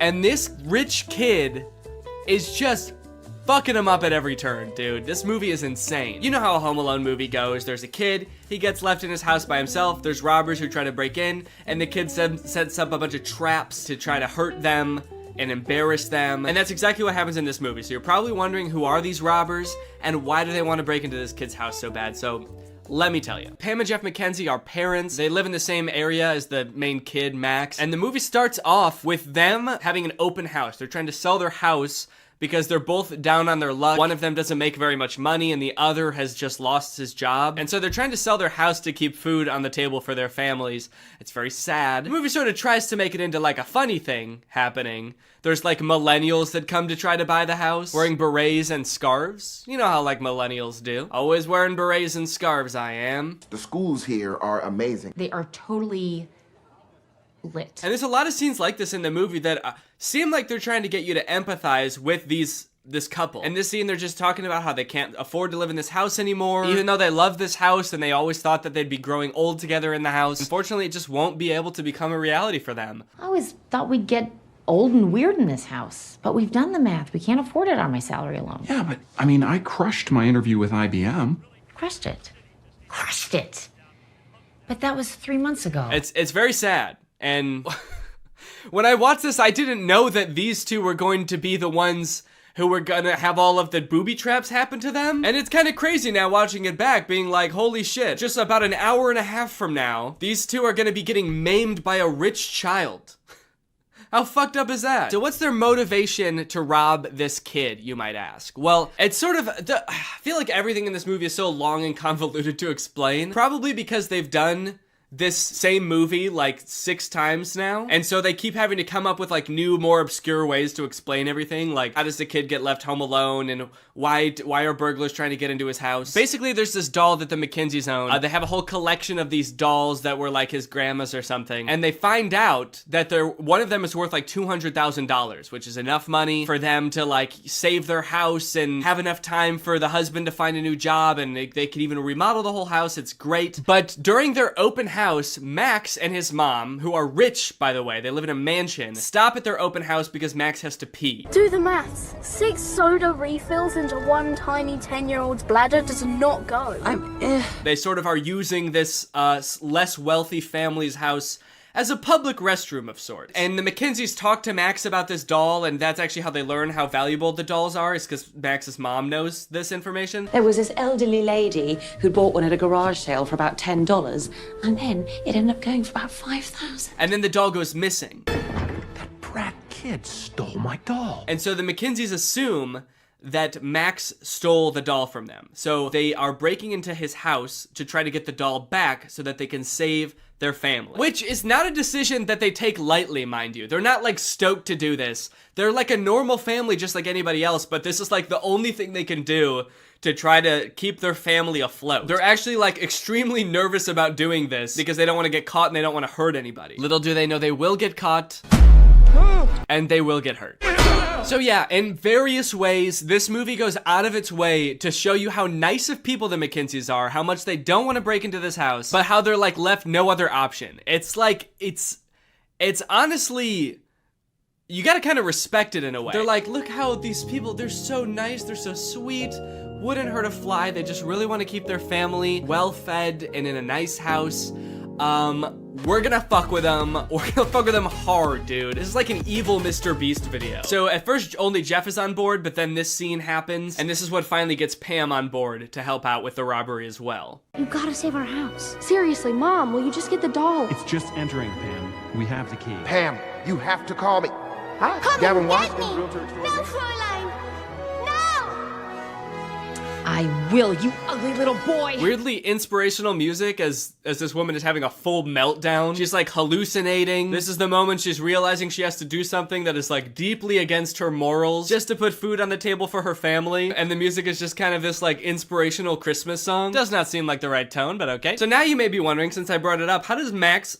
So now you may be wondering how Max gets left home alone. They've done this movie a million times. How can they possibly come up with new ways for a child to be left home alone from a family vacation? Well, the short answer is they basically just, everything is so confusing that they just leave him home. It's confusing for them and it's confusing for us as the audience. They're going on vacation to Japan with a bunch of extended family. So they've got a bunch of families staying at their house.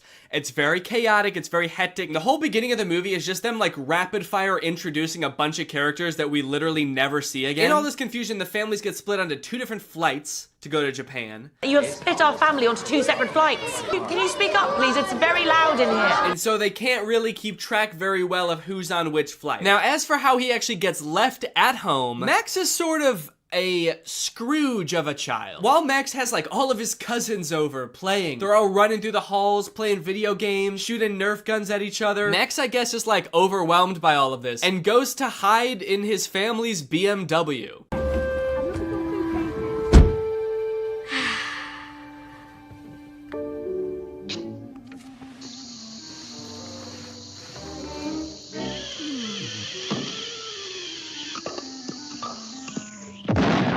There's like a random car commercial at the beginning of the movie. He leaves the ruckus of his house on the holidays to go sit in the garage in his family's BMW and watch cartoons.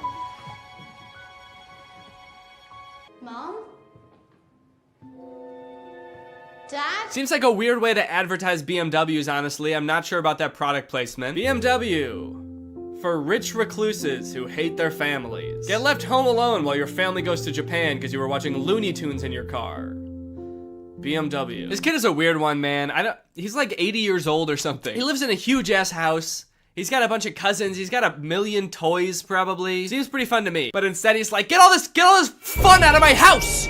I hate Christmas. I'm gonna go hide in my luxury car and pass out for 12 hours. There are a lot of choices in this movie that make very little sense, and I'm still trying to figure out why they would do these things. This movie looks like weirdly cheap while also having a ton of big celebrities in it. People even I was surprised to see, even after watching a trailer, like Kenan Thompson, Pete Holmes, Ellie Kemper. They have like a ton of big names in this movie, and some of them with like really weirdly small, insignificant parts. Chris Parnell, for example, plays Uncle Stu in this movie, who we see once at the beginning, and then for the rest of the movie, he's shitting. Did Carol leave? Travel safe. What's going on? He's shitting even before we see him too. I told you to use the restroom in the coffee shop, darling. After Uncle Stu had been in there? Really? Did you see how many deviled eggs he had for lunch? And then for the rest of the movie, we only hear him through the door of the bathroom. Did somebody call the house? No, because we don't have a landline, Stu. Because he gets to Tokyo and then I guess had more bad food and is still shitting. Actually, that might be one of the funniest parts of the movie, honestly. The fact that this uncle is just pooping his brains out the entire time. That is pretty funny. And the fact that they got such like a big name to play him, and we're paying you $5 million for this role, and you're gonna be behind a door pooping your brains out, and we're never gonna see you. Is that cool? Also, Mikey Day from SNL is a priest in this movie. If you didn't look very hard, you might not even know there was a priest in this movie, let alone the fact that he was played by someone famous. If this movie was good, it would have been cool to see so many famous actors, but because it was really underwhelming, it was almost disappointing every time a new actor popped up that I recognized. I was like, oh, not you too, man. What's going on? Are you okay? Another weird choice, they threw in this line in the middle of the movie about remakes always being worse than the original. Ugh, this is garbage. I don't know why they're always trying to remake the classics. Never as good as the originals. Like, yeah. Fuck you. It was like the studio being like, we know this isn't as good as the first one, but you're still gonna eat this shit up, aren't you, little piggy? Little piggy likes his Home Alone movies, doesn't he? And I did eat this shit up, alright? So, I can't talk. I watched it still. I feel like with a kids movie like this, you always have to appeal to the kids, but then also throw in some good stuff for the adults in there too and make it fulfilling for them to watch. That way they'll want to, throw it on with the kids every year, right? And this movie works well enough for kids, I think. I think kids just like to watch Max make the booby traps and think, I could do that if I was home alone and there are people trying to rob me. I could defend myself against two adults who are trying to kidnap me. It's fun to imagine yourself as a smart little 6-year-old, even if you are a dumb little 6-year-old. But this movie, while being fun for kids, I would say is deeply saddening for adults. The second half of this movie is just watching a struggling family getting their shit rocked by a rich asshole kid. Bombs away!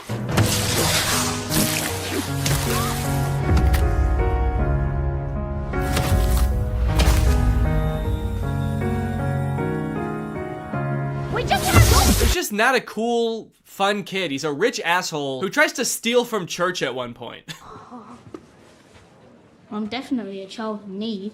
Neither this. Can I help you? Even if Max was a likable child, we probably wouldn't even know because we spend hardly any time getting to know him. And the time that we do spend getting to know him, he's not very likable. When he first gets left home alone, in the movies, that's like their chance to do everything they've ever wanted to do in the house. But all Max wanted to do, I guess, was play video games and Hot Wheels and then watch porn.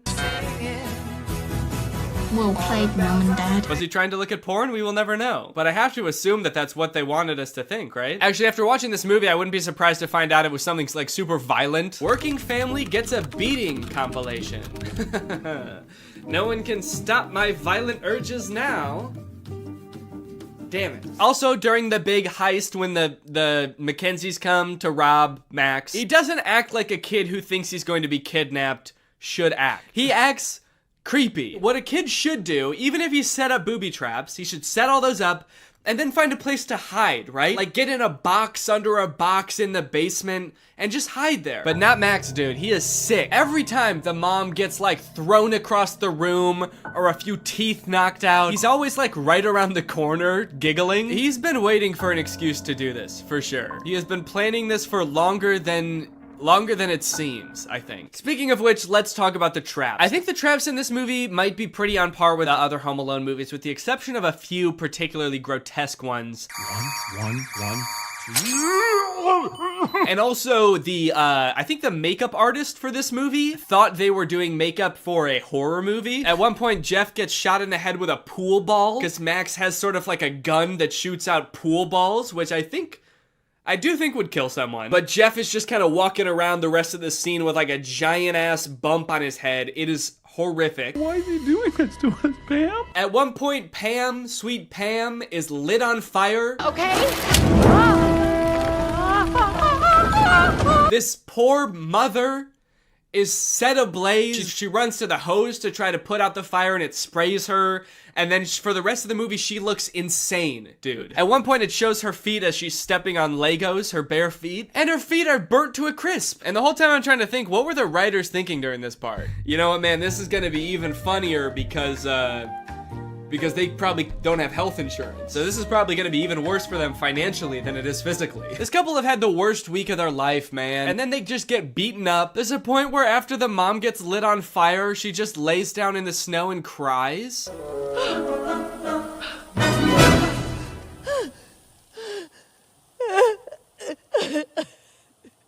Am I supposed to be laughing right now? This is so sad. The worst booby trap of the whole movie, and probably any Home Alone movie, I feel like has gotta be this one. It is so grotesque. It is honestly scary. This is some horror movie shit right here, okay? Pam thinks that Max has just run up into the attic, so she goes to pull down, like, the ladder that leads to the attic, and instead she's greeted with a Nerf gun that shoots out Nerf darts with push pins sticking out the front.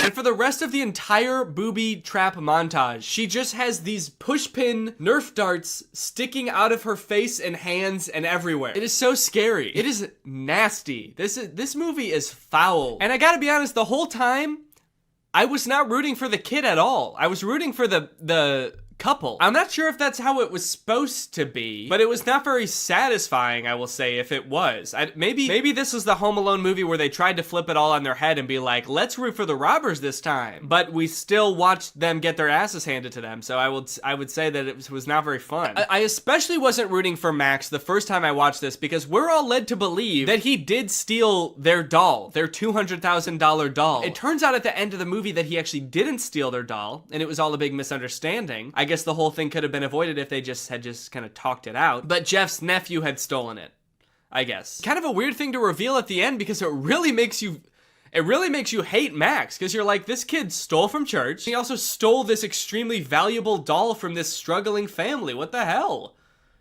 I hate this kid. Anyway, that's pretty much the end of the movie. They get the doll back and they sell it, and then they can live in their house happily ever after. And yeah, that's the end of the movie. Now it's time to talk about our sponsor, ExpressVPN. This video has been sponsored by ExpressVPN. Guys, if you're using the internet without ExpressVPN on your computer or your phone, you're missing out. You're not getting the full experience, because ExpressVPN unlocks so many possibilities while keeping you safe. Because while ExpressVPN sends all of your data through a secure encrypted tunnel, keeping your data safe from like hackers and your ISP and advertisers, it can also help you unlock a bunch of content that you didn't even know was there. For example, did you know that some Netflix libraries in other countries have nearly twice as many Oscar award-winning titles than in the US? So just saying, if you download ExpressVPN and change your server location to a different country, your Netflix is gonna be crazy. I have ExpressVPN on pretty much every device I own that can have ExpressVPN. I've got it on my laptop, I've got it on my phone, and I've used it to watch many a Netflix title that are not available in the US. Harry Potter, for example. You bet your boys watched it on Netflix. I'd like to see you try to do that.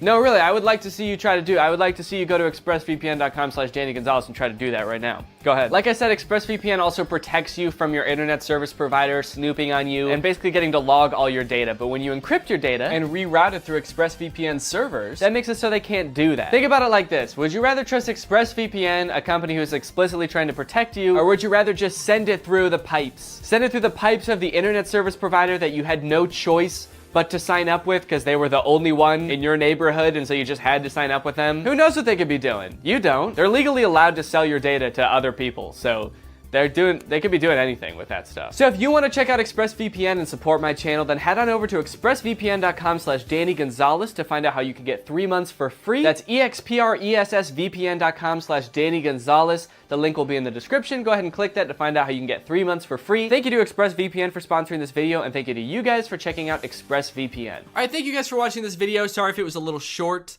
I am ill, and I had to take breaks periodically throughout this video to have a coughing fit. So, but I'll be back. Probably won't post another video until the new year, but I'll see you guys in 2022. Thank you guys for another year of your support. I greatly appreciate it, and I want to kiss you, and bye-bye. Howdy, Greg. Apologies for the delays in posting this video. I know it's been a while. I do explain later on in the video why that is, but I wanted to really quickly announce that I have some stand-up shows coming up on December 11th at Zany's in Rosemont, Illinois. The last shows I did were so fun, so I want to do it again, and we've got some really funny comedians on the lineup. If you want tickets, the link is in the description, but if not, then just enjoy this video, guys. This one's on me. What's up, Greg? Look, we all know the handful of social media apps that are popular today. today. You got TikTok, Instagram, DoorDash. You guys might not think that DoorDash is very social, but I like texting with the drivers and, I don't know, trauma dumping on them. But lately I feel like something's changed. All of the popular social media apps just aren't doing it for me anymore. I'm tired of Instagram. I'm tired of TikTok. I'm banned from DoorDash. So I was just sitting here thinking, what about all of the not popular social media apps on the App Store? Surely there are more apps out there than just a handful of popular ones, right? So I just searched social media on the App Store and I found a bunch. There's an app where you can post videos and go live like TikTok, but instead of a real person, you're a customized animated character. There's an app that only has 1,000 ratings, but somehow promises everybody who uses it will go viral. There's even a social media app for UFO sightings. Guys, there's a whole world of apps out there. So I downloaded a bunch of these apps and I'm going to try them out in order from the most popular one to the very least popular social media app I could find on the App Store. Starting with the most popular one, Zepeto. This is an app where you can go live, make dance videos, connect with other people, except the whole time, you are a custom animated character. This is the most popular app I'll be talking about in this video. It has 465,000 reviews on the App Store. I'm very curious to see how crazy I can make my character. Like, can I design like a Smurf? Can I go viral as Papa Smurf? All right, let's open up Zepeto and see what happens. Let's create your avatar. I mean, I'll give it to him. All these ones look cool. And I feel like that's probably the point of this, is to like kind of look cooler than you look in real life. Like you want to create the version of yourself that you wish you were. I want to create like a horrible monster that I am glad doesn't exist. Ugh, why do I feel like that actually kind of looks like me? They were like, we're going to start you off with the most basic looking person possible. You know, obviously nobody really looks like this, but you can customize it. And I'm like, no, that actually kind of looks like me. Okay, we got kind of like a swaggy Peter Griffin situation here. All right, after much deliberation, I have finally settled on a look for my little character here. Everybody take a look at this guy. Yo, look at this little freak. Blue skin, short as can be. Might be a witch? You know what? I started designing him as a joke, but I kind of really like him. He's a cute little thing. Also, I think I need to make a username. I think I'm gonna name him Baby Bug Bug. I made my profile name Baby Bug Bug and my username Baby Bug Bug. It also wants me to come up with a job. My job is Baby Bug Bug. And I made my bio, help me get to 10,000 followers so I can get back to my home planet. Some interesting Baby Bug Bug lore there. I'm trapped on Earth and they won't come pick me up unless I have 10K followers. It's a very exclusive planet. Initially, the only reason I wanted to download this app is so I could go live as some little freak. But upon entering the app, I realized you need at least 100 followers before you can go live. What? Reach 100 followers and start your Zepeto live? I can't even go live until I have 100 followers? What the heck? In hindsight, I guess that makes sense, because like, who would I be going live for if I had no followers? So I just decided to make some videos. Okay, so it looks like they have trending templates here, and so if I just click on one of these, is my character gonna do it? Look at Baby Bug Bug go! And I can change the background too? Oh, Baby Bug Bug is getting into it.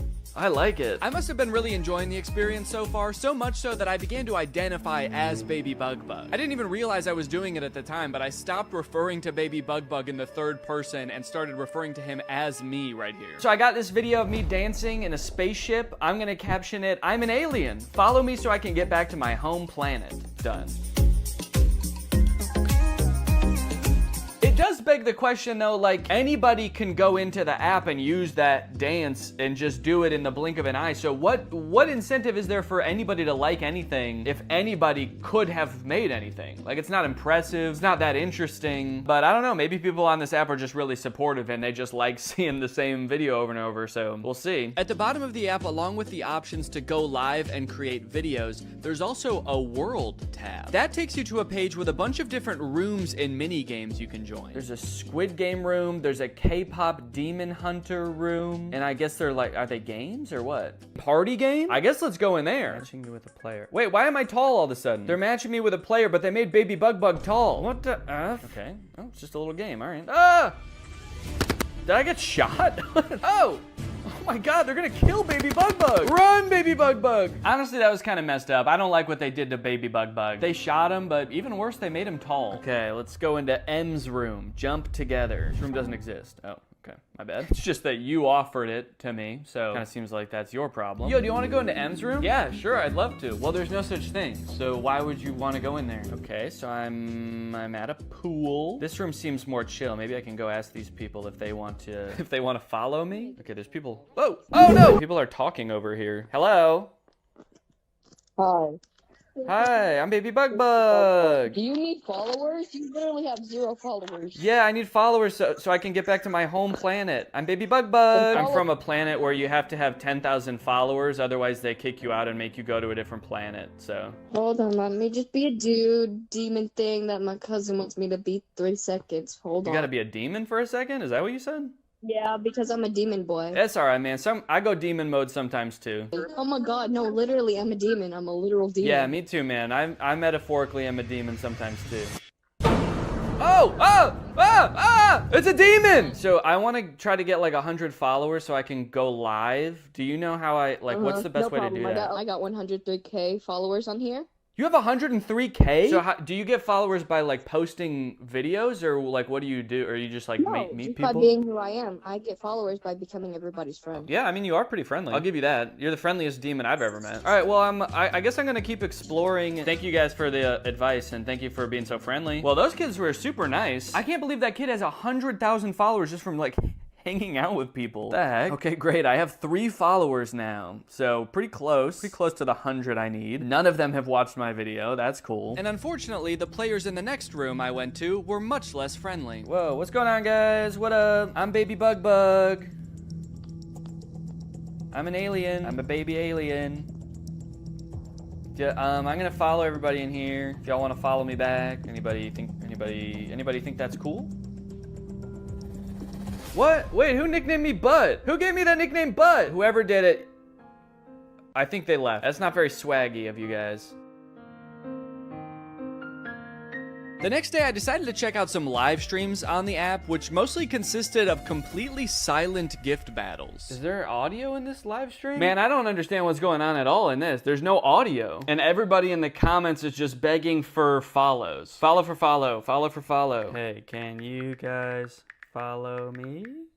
Let's see if I get any followers from that. I bet everybody's gonna be jumping at the opportunity to follow me after that message. Did I get any followers? Oh wait, shit, did I? I have 16 now. How did that happen? Should I just go into live streams and ask people to follow me? Okay, wait, why can't I hear any of it? Is this my problem? Okay, I'm saying, can you guys hear? It's silent for me. Oh, someone said me too. Your voice is not audible, girl. Oh, okay. Now everybody else is chiming in, being like, hey, wait a minute, why can't we hear this girl? Nobody thought to talk about that before I got in here, or what? Wait, even the person streaming also said same. Same, dude, I can't hear shit either. I'm talking with my mouth, but I can't hear shit coming out. Do any streams have sound? I'm just gonna keep going through streams until I find one that has sound. Surpass me. Oh, oh. Hello, hello, hello. Finally, a stream with audio, dude. Hello. Hi, Pooja. Hello, what's up? Okay, their talking is kind of just like the same kind of discourse as the comments of just people being like, hey, hi, how's it going? Hey, hi. Hello? So there's some kind of gift battle going on. I wonder if I presume they're making money from this. I wonder if they're making a lot. There's 38 versus 6. So I don't know if that's like dollars or cents or millions of dollars. Do you make a lot of money doing this? Bro, I don't make any money doing this. They don't make any money doing this? It's just a gift battle, but nobody gets to keep any of the gifts? Dude, you should come over to my place for Christmas. We're doing kind of like a white elephant, but at the end we just throw all the gifts in a fire. All right, guys, well, that's about all the patience I have for this app. There's some nice people on the app. I think the real shining star is the worlds that you can go into and actually interact with other people. So if there's one redeeming quality of the app, I would say it's that. All right, next up, we got Zigazoo. With 33,000 ratings, Zigazoo is described as safe social media just for kids. And I don't know about you, but my first reaction to this concept is, I mean, don't get me wrong. If young kids are gonna be on social media, I guess it's good that they have like a safe app to use. But like, the age for this app is 4 and up. 4? I mean, what about infants, man? Come on, what, you're too good for infants? Okay, Zigazoo, let's get in here. How old is your child? Will it actually let me enter 4 as the age for my child? 4. Oh, okay, yeah. Okay, what is your child interested in? I mean, they're pretty much mostly just interested in yum and vibes. Select a username, be creative and fun, and no last names. Okay, first test. Can I put my last name as my username? No, I can't. All right. Can I put a somewhat offensive word as my username? Gun. No, okay, I can't. Or maybe that username's already taken. Goo Goo Gaga 9000. All right, we're in. Give the gift of safety on Zigazoo? Wait, does this mean it wants me to sign up for premium to be safe? Look, this is a social media for kids, but you're gonna have to pay extra if you want them to be safe, all right? Okay, you've got basic and premium, and with premium, you have no ads, you can comment, faster video posting, oh, you can create challenges and 60-second videos and exclusive editing tools. All right, well, I guess I'll pay for that. I get a 7-day free trial too, so that's pretty good. Okay. Parents only. A parent is required to continue. Please select an answer and press continue. Yo. So this is how they can tell who is a parent and who is not. Because no child, well, no 4-year-old to be fair, would know what 3 times 7 is. But what if your parent is dumb? All right, so I'm not gonna show any of the content on this app, obviously, because it's just a bunch of kids making videos. What I will say though is that I vehemently disagree with the entire premise of this app. Kids do deserve a safe place to practice getting creative, make videos by themselves or with friends. And I've got great news, because that safe place actually exists. It's called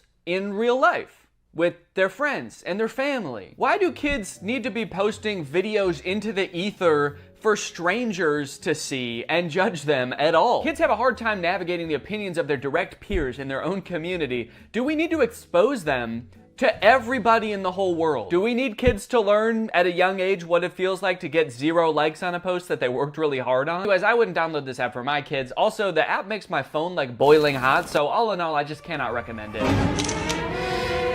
With 4,000 reviews, Enigma is a social media platform for sharing and viewing UFO sightings. Naturally, I want to get on here and fake a UFO sighting. Whoa! We found 1,805 enigmas within your vicinity. Holy cow. And I can get notified when there's a new UFO sighting in my area. Okay, medium-sized object gliding in London. Let's take a look.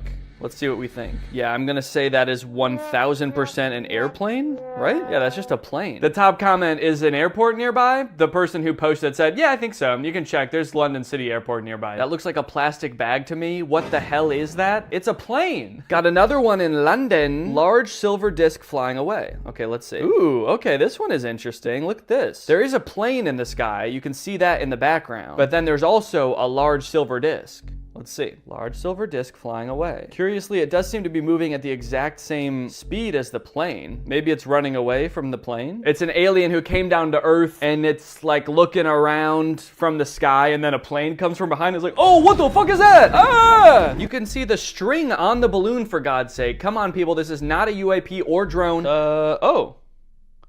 Yeah, I can see like a faint string-like entity, but you know, that could be anything. That could be some kind of alien technology, a probe, it could be a tentacle, it could be that thing's dick, I don't know. Yeah, this video also seems like it might have a string. Okay, you know what? I am starting to think that it is clearly a balloon. Okay, here's one of the audio-only posts for some reason. Let's see. Boomerang-shaped object with red lights flying. Sitting at this graveyard in a church.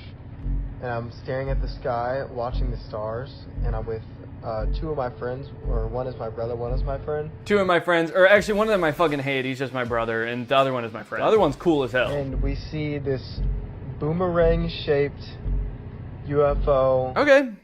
Yeah, I mean, that's definitely a spooky UFO sighting. Maybe it was a drone, maybe it was some kind of spacecraft. Why were you hanging out in a graveyard with your friend and brother? That's like what I want to know. What kind of person are you? Right, I want to see some like really good convincing stuff. Where's the really good stuff? Small metallic object flying. Okay, let's see. See, now I'm just gonna think every single one is a balloon. I'm like, that's just a shiny balloon. It's a balloon. Yeah, okay, so the people agree with me. The fact that the comments say Myler balloon makes me believe it isn't. That along with my own eyes watching the video. Okay, so there's some people on the app that think everything's a balloon, and other people on the app that are like, I'm gonna believe the opposite of what everyone else says. You know, I'll be honest, I was kind of expecting to get onto this app, and it would be kind of just like an echo chamber of everybody being like, on every video, oh my gosh, UFOs are real. The government is really hiding it from us, but there's a lot of very skeptical people on here. You can't just upload a balloon on this app and expect people to buy it. Honestly, they might even be more skeptical than me, because that first one that was a balloon, I didn't even notice the string. I was just like, whoa, that's crazy. I was about to throw my whole life away and go search for UFOs. And the comments actually kind of talked me down. Does look like there's actually a lot of sightings around O'Hare Airport, which is kind of funny. What the fuck is that thing in the sky? It's landing at the airport! This app kind of sucks to use. It's like really laggy. I'm pressing the button to go to the comments on this one. It's like really slow. I think this app is trying to lose users. I think they have something to hide. Someone said this looks like a spot on a glass window. That's actually kind of a good idea. Maybe I'll try to upload a video of that and see what people think. Okay, I'm gonna draw a little dot right here. Oh yeah, now that looks like a spaceship. I think maybe this needs a more distinct look to it. Like maybe it needs to be more like a pill shaped or something. That way you can tell it's not just a random schmud. Something more sinister. Oh, yo, yo, whoa, whoa, whoa, whoa! Okay, that was, I feel like that one was actually kind of convincing. Let's see. Yo, whoa, whoa, whoa, whoa! Freaking the heck out as this thing just kind of meanders gently through the sky. Yeah, this looks totally fake. I'm not even gonna pretend it looks real, but I'm just gonna post it and see what people say. And I swear to God, if they try to gaslight me into thinking it was a balloon, I know what I saw. Oh, it's under review. Under review. I wonder who reviews it. Bashar decided that your video is fake, so we're actually not gonna post it on the app. Does a physical person have to look at that and decide whether it goes up on the app? I don't know if I like that. I don't know if it's actually gonna get approved now. But good news, guys. After just a couple minutes, I got a notification that my video was approved. So I went into the app to check it out, and my video was clearly labeled denied. I don't know why they had to lie to me about it. That makes it hurt even more, but they saw right through my charade, and they denied my video, guys. All right, so I went out and I created what I think is a much better UFO sighting video. Here's what I did. I went to Walmart, I found myself some shiny balls, and I took them to a field. My plan? To throw them as far as I could. So I spent a couple minutes throwing these shiny balls, and then I got home and I just edited myself out of the video. So now it looks like was taking a video of the beautiful day in the forest preserve. I didn't notice until later some object flies by. It looks like it might be spherical, ? It didn't make any noise, otherwise I probably would have noticed it, and it must have been pretty high up, otherwise I would have seen it while taking the video. Next. That's my story, man, and I'm sticking to it. You could torture me and I'll never give you the real one. How many objects did you see? 1. What was the shape? Sphere. Did any sensors detect the UAP? What if I was like, oh yeah, I totally forgot. I had my sonar, radar, night vision, and infrared all out, and they saw it. Are you any of the following? I am a scientist. That seems like probably the only one of these that I can pretend to be without like breaking some kind of law, so I'm gonna say that. Okay, here it goes. Finished. Let's see what happens. I'm nervous. I want to get some feedback on this one, man. I hope it actually gets on the app. And wouldn't you know it, guys, it did get approved, and it even got 2 comments. One of them said, I can't see anything. And the other person said, good catch. So after all of that, I have successfully fooled 1 person. And guys, that's just kind of the master prankster that I am. All right, this next app is one of the most curious ones yet. It's called Waveful, and it claims that you'll gain followers and views at lightning speed. You'll get unmatched engagement, and you can even make money on here. But the weird thing is, this app only has 1,000 ratings.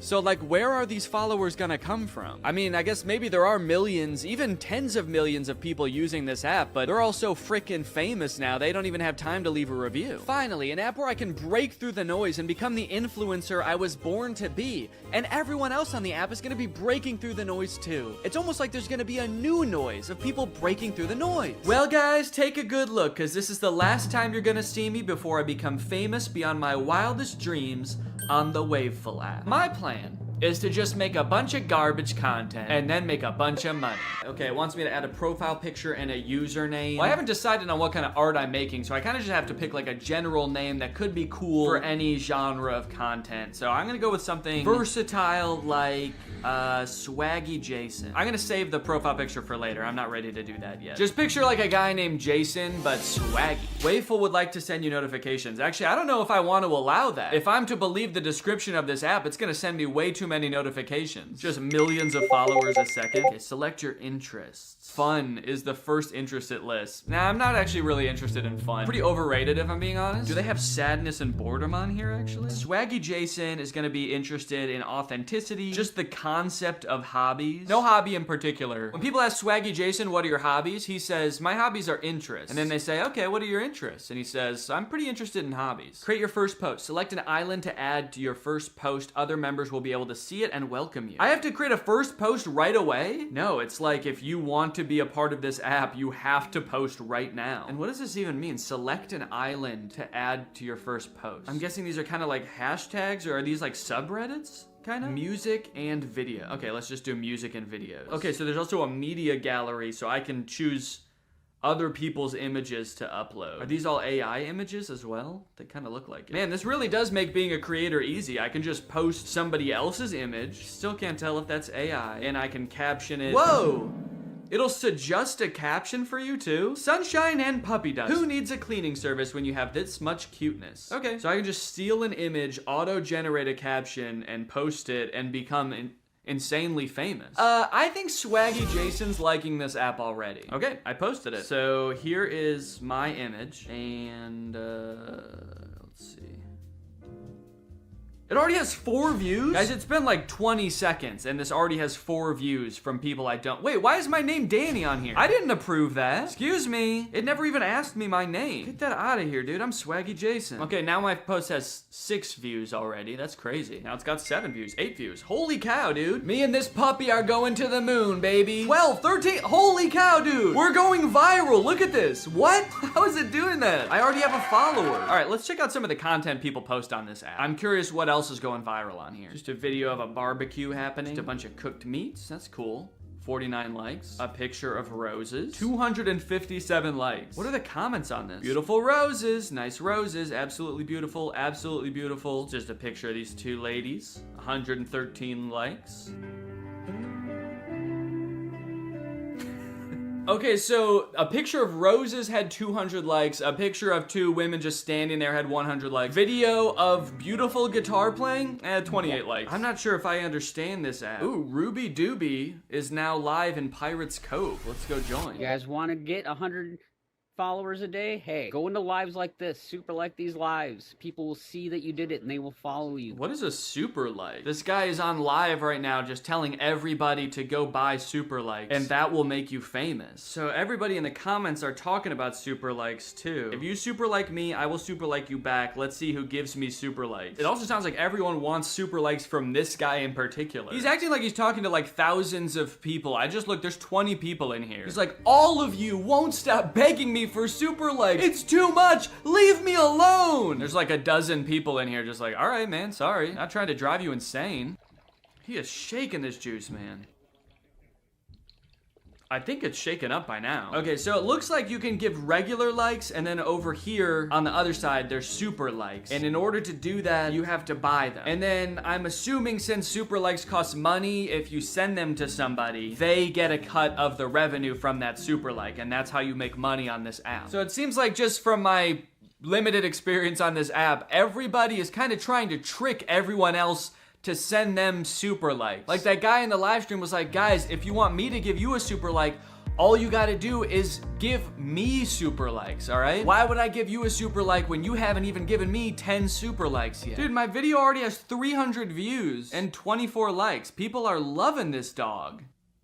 Wait a minute. I'm noticing some of the same comments over and over. Aw, so cute. Aw, so cute. Cute overload. Cute overload. Well, I know for a fact there are at least some real people on this app because that dude who was live was definitely real. Ruby Doobie or whatever his name is. Since this is an app full of low effort stolen content, I figured if I come on here and make some original music, people are gonna be blown away. They'll have never seen anything like it. So Swaggy Jason got out his guitar and started strumming. Swaggy Jason's coming.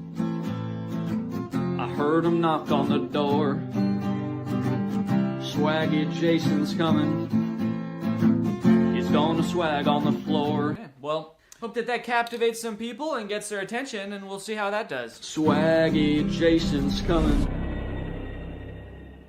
Alright, I'm officially pissed. It's been about 24 hours, and I thought by now I would surely have hundreds, if not thousands of followers, my song would have rocketed to stardom. But the video only has 30 likes and 4 comments. Now that might seem pretty good for my first, like, actual post ever on the app, but my real first post, just the static image of a dog, has 47 likes and 11 comments. Everybody is losing their mind over this dog, posting the same 3 comments over and over. Still not sure what's going on with that. Anyway, I do have one positive thing to report, and that's that my song did get 1 super like somehow. So even though people were far less impressed by this one in general than the dog picture, there was one person that was like, this is probably the coolest song I've ever seen. I gotta spend money on this. Also, I do have 39 followers now, which is pretty good for having only posted 2 things. I mean, I gotta say, I don't think that that would really happen on any other app, so that's cool. I wanna figure out what to post next, and I'm really having to like resist the urge to put a lot of effort into something that is gonna yield no rewards. Plus, I wanna see how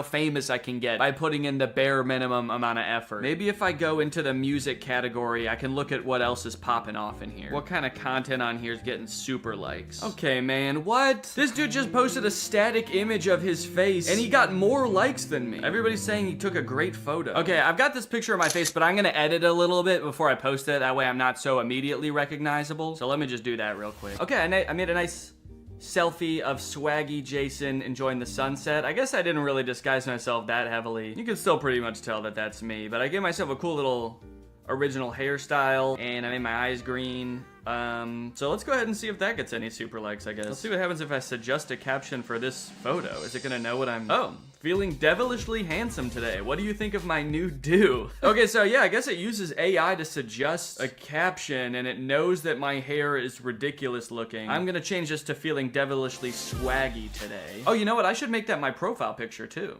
Shit. All right, now we just wait. If this somehow gets more likes than me playing guitar,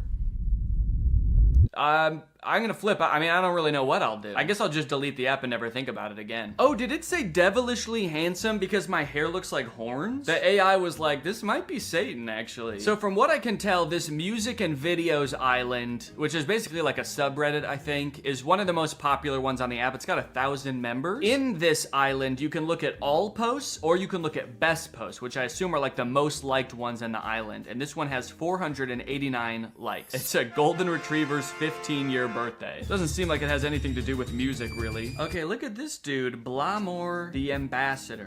It looks like he is a fellow musician here on Waveful. He's got 3,000 followers, and he's actually posted some music on here that's done pretty well. People ain't telling me. Yo, and then here he is holding $3,500. Blamore holding $3,500 USD. Nobody on Waveful is like Blamore. Show Blamore some love. Posted by Blamore. Every time he posts music, it gets hundreds of likes, dude. That's how I'm trying to be. That's how swaggy Jason is trying to be. Oh, shoot, he's live right now. Join the parlor. What does that mean? Does that mean I can talk to him? I joined. Hello? Can you hear me? Can you hear me? Hello? What's going on, y'all? I'm playing Fortnite. That's about it. That's awesome. I make a lot of money on Fortnite. Hey, Blamore, I post music too. I was wondering if you had any tips on how to pop off on here. I know that you've been doing really well. Don't copy anybody else. Make your own digital cover art. Be real with yourself. Rap about real stuff you've been through. Don't rap about other stuff other people been through. Yeah, so I guess I should just rap about my personal life too, like how I'm the CEO of my company and whatnot. Alright, that'd be cool. Yeah, I run a mosquito repellent business, so I think and also I can ghostwrite for you too if you ever need. Just let me know. Yeah, well, I'll message you in a little bit, brother. We can talk. Maybe we can do a collab or something like that. That'd be cool. All right, well, now that I have all that helpful knowledge, I'm just gonna make a song. Of course, I'm gonna stick to Blamore's values that made him popular on the app: originality, singing about stuff that I've been through. This artistic integrity is super important to me because I want to put love and care into everything I do. But I also don't want to spend too long doing this, so I'm gonna set a 10-minute timer. I just don't really want to spend that much time working on this. You know, I got other stuff to do. On your mark, get set, go. All right, I gotta find some drums. I want it to be kind of an emotional ballad about my struggles as Swaggy Jason, I guess. Swaggy Jason's been through it all. Swaggy Jason's been through it all. I've been up, I've been, oh fuck, I forgot I'm supposed to be country. I've been up and down, I've had highs and lows, but I know one thing, Swaggy Jason's gonna keep swagging, baby. Okay, that's the time. Time's up. I mean, I think it turned out pretty good, honestly, for having 10 minutes to work on it. Let's listen to the final result. I've had ups and downs, I've had highs and lows, but I know one thing, Swaggy Jason's gonna keep swagging, baby. I'm a CEO, I'll make $1 million, and I know one thing, Swaggy Jason's gonna keep swagging, baby. All right, well, I feel pretty good about posting this. I'm gonna post it in the same island, the music and videos island. And I feel pretty confident after talking to Blamour that this is gonna be my most successful video yet. I'm gonna take a oh, shit. Probably not a good sign for your music career if hearing your own music scares you. Oh, that's not good. I'm gonna take a page out of Blamour's book and hype myself up a little bit in the caption. Swaggy Jason is a popular new singer in the industry. Show him some love, y'all. And here we go, posted. I'm a CEO. It got 2 likes. 2 likes total. And no super likes, by the way. And not a single comment. Guys, it's official. I have absolutely no idea what's going on this app. I started on this app wondering if I could go viral by posting the worst, just most low quality content possible. And I guess actually, I kind of did. That was kind of true because the post that I have that has the most likes and comments is the very first thing I posted. Just a picture of a dog. And you want to know what has the second most likes and comments? Just a picture of me. And then the thing with the least amount of likes is the song that I actually produced and made originally just for this app. Also, I did post one more selfie after this to see if I could recreate the success of the first one. But this one actually only got 2 likes also, so I don't know. Maybe I'm shadow banned on Wave. Actually, now that I think about it, remember how quickly I was gaining views on the first few videos I posted? Now look at this one, it's just frozen at 33 views. I think I actually am shadow banned. They're trying to censor Swaggy Jason. I don't know what I did wrong, Waveful. I mean, I got on here, I gave it my worst shot, I made bad music, and didn't really interact with anybody. So why aren't I famous yet? Lastly, we have Clear Social. This is the fewest ratings I was able to find on any social media app on the entire App Store. As far as any of us know, only 3 people in the world have ever downloaded this app. As far as what the app actually is, I'm not really sure. The descriptions are super vague. Participate in the trendiest of trends, right on your feed. Finally, trends on my feed. Usually I gotta go to Timbuktu to find these trends. Watch more videos, consume less data. Don't know what that means. Don't just watch, chat with your favorite creators. All 3 of them. So it kind of seems like the most generic social media app ever. However, all of its 3 ratings are 5 stars, so the people are loving it. My goal on this app might be really easy or really difficult. I guess it depends how things look once I get in there. But my goal is to try to become the most followed person on this app. I want to be the King Batch. I want to be the Mr. Beast of Clear Social. Clear Social would like to send you notifications. Absolutely. I'm gonna need to know when I'm blowing up on here. Okay, you can view reels shared by other users here. This is actually kind of weird. It's like giving me a tour of the app and the only option is to skip the tour. There's no like next button. I don't even know where I tap, like how do I continue the tour? I feel like this app has such a low self-esteem. It's like discover hashtags and watch reels, but you probably don't care about any of that. You think I'm stupid, don't you? Looks like the first video it's showing me was maybe posted by the official Clear account. And it's got 0 likes, so that's great. That's a good sign. And you know what? I'm kind of sick of coming up with aliases and fake names on these apps. On this one, I'm just gonna be me. It's called Clear Social, you know? Maybe it's all about being transparent, being the real me. Type username. Actually, this is a good opportunity. There's so few people on this app, I could probably get a really good username. I wonder if I could just be D. Okay, sick. I got the username D. I like that it really zoomed in on my picture. It was not that zoomed in when I took it. All right, well, let's explore what videos are on my feed. Okay, we got like a cool baseball video with 0 likes. We got, whoa, a guy riding around on a motorized recliner with 0 likes. A like! And 2 comments. It seems like the vast majority of videos on this app have either like 0 or 1 or 2 likes. The most followed person I've been able to find so far is this dude, Ask Dom That, and he has 13 followers. That's the most followers I've seen on this entire app, so if I could get 14 followers, then I would be the new king of this app. Even this account called Trending, which seems to be like an official Clear social account, only has 6 followers. So there's not a ton of competition, but I guess that also means there's not a ton of people out here who are even following people. There's also this chatter section of the app, which I think is basically just like a Twitter. And it looks like nobody's even posted anything on here since July 24th, which right now is 7 days ago. And then the post before that was in May. So I don't even know if people are on this app that often. But I guess there's only one way to find out. I'm gonna try to create some posts that appeal to the widest range of people possible. Maybe I'll start out on this Twitter section. Can I just type a little chat? One thing I've learned from Mr. Beast, you gotta hype yourself up. That dude is always talking about how his chocolate is like the best chocolate in the world. We all know it's not, but that doesn't stop him from saying it and tricking 8-year-olds into thinking it. So I'm just gonna post, hey guys, I'm new here. Follow me to see some incredible stuff. Really hyping myself up here. Okay, post. After I made that post, I decided to take a break for a couple days. And when I say a couple days, I mean more like a month and a half. And when I say I decided to take a break, I mean I had a baby. So, surprise.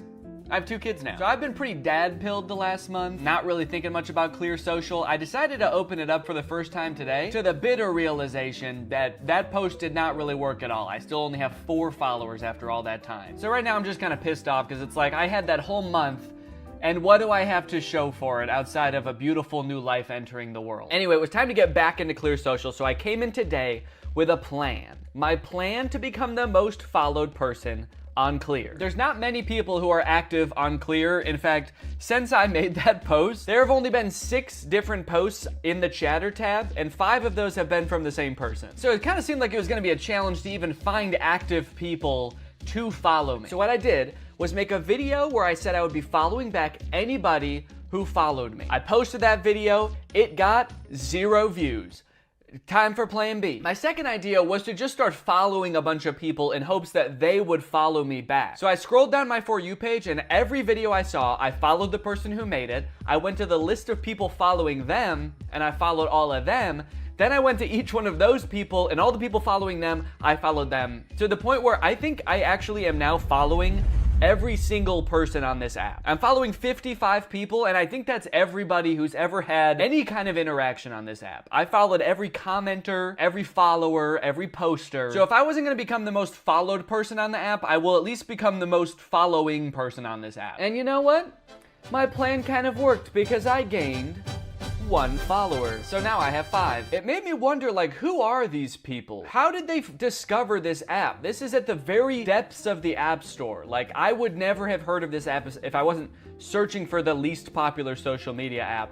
How did these people find it? It was a mystery, to be sure, but I didn't have too much time to think about it because I was doing something else at the time. It wasn't all good news though, because while following people, I came across an account that had even more followers than the person who I thought had the most followers. This dude, Aaron, has 24 followers. I only thought I needed like 15. And it looks like I made the mistake of following him, actually. I don't want to even add to his follower count. I'm going to unfollow him. Now he's only got 23, so this is going to be a piece of cake. So there I was with 5 followers, like a 1/5 of what I needed to be the most followed person on this app.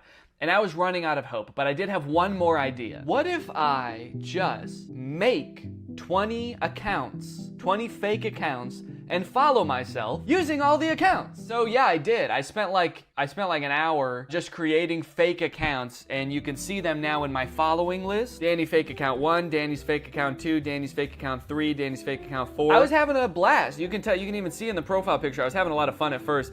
Then it ended up kind of taking longer than I thought, so as you scroll down, you can tell I'm really starting to get bored with the process. But eventually I perked back up again, and by account number 20, I did it. I was happy again because I knew that after I followed myself 20 times, I now have 25 followers on the Clear app. I am the most followed person that I've seen, and I think I've pretty much seen everybody on there. So, and I actually thought that guy had 24 followers because I didn't realize I was following him. So I actually have 2 more followers than him now. So for the first time in my social media career, I've accomplished something pretty special. I've become the most followed person on a social media app. I am the King Batch. I am the Mr. Beast. I am the... Who's the most followed person on TikTok? Is it Cobby Lame? Is that his name? I am the Cobby Lame of Clear Social. And you know what? That might not seem like much right now, but you never know when social medias are gonna just take off all of a sudden, you know? And I'm already in the perfect position now to I'm not gonna use this app ever again. Anyways, I hope you guys enjoyed this video. I just wanted to say thank you guys for supporting me from the beginning of my career on Clear Social all the way to becoming the most followed person on here. So thank you guys, and thank you, and yes, thank you.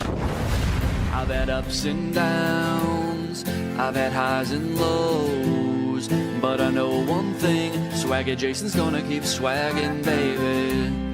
I'm a CEO, I make $1 million, and I know one thing, Swagger Jason's gonna keep swagging, baby. Swagging, baby. Swagging, baby. I've had ups and downs, I've had highs and lows, but I know one thing, Swagger Jason's gonna keep swagging, baby. I'm a CEO, I make $1 million, and I know one thing, Swagger Jason's gonna keep swagging, baby. What's up, Greg, and welcome back to another episode of A Grown Man Spends 20 Minutes Making Fun of a Movie for Kids. You may have noticed something a little bit different. There's a microphone in the frame. I got a new stand for my microphone, and apparently the only way I can get it like close enough to me is by having it slightly in frame. So I hope this isn't super distracting. This would be kind of a crazy way for like one of those faceless YouTubers to film videos. What's up, guys? So today we're going to be talking about Zapped. And after watching this movie, I'm starting to think that the writers of Disney Channel original movies are not capable of writing a movie that's not about a teenager trying to control the opposite sex and mold them and craft them to their liking. You got Pixel Perfect, a movie about creating like the perfect girl pop star, How to Build a Better Boy, pretty self-explanatory in the title on that one. And then you got this movie Zapped, which is about Zendaya discovering that her dog training app can actually train boys to obey it can train boys to obey her every command. It's not actually Zendaya, she's not playing herself. It's Zendaya's playing a character named Zoe. I think that's probably pretty clear, but I just wanted to clear that up. This movie is full of dark magic. I'm convinced of it. There's something deeply sinister going on in this movie. I don't know what it is, but I'm gonna figure it out. Let's go ahead and watch it. The movie starts out with Zendaya's character Zoe giving a maid of honor speech at her mom's wedding. She's marrying this new guy, so her family is about to be merged with his family. So it's Zendaya and her mom, and then this man and his 3 sons. So it's like a family of women mixing with a family of men, which makes a lot of sense because, as we know, women give birth to girls and men give birth to boys. First off, I just want to say how happy I am that my mom has finally found love again. She is the most giving person I know. Her speech starts off sweet, but then she immediately just starts like kind of complaining about having to live with 4 new guys because they're stinky. 4 guys and their mysterious odors that they always blame on the dog. Yeah, she sort of takes the opportunity to complain and just make her mom, I guess, like feel bad for marrying a guy. It's the happiest day of her mother's life. And also this guy, her new stepdad, is the happiest day of his life. And her speech is like, I hate my new family, my new stinky family. And this wedding will certainly ruin my life. To make matters even worse, towards the end of her speech, the boys lose control of their pet dog, who is at their wedding for some reason. They lose control of the dog, and the dog goes crazy and knocks like a chocolate fondue fountain all over Zendaya.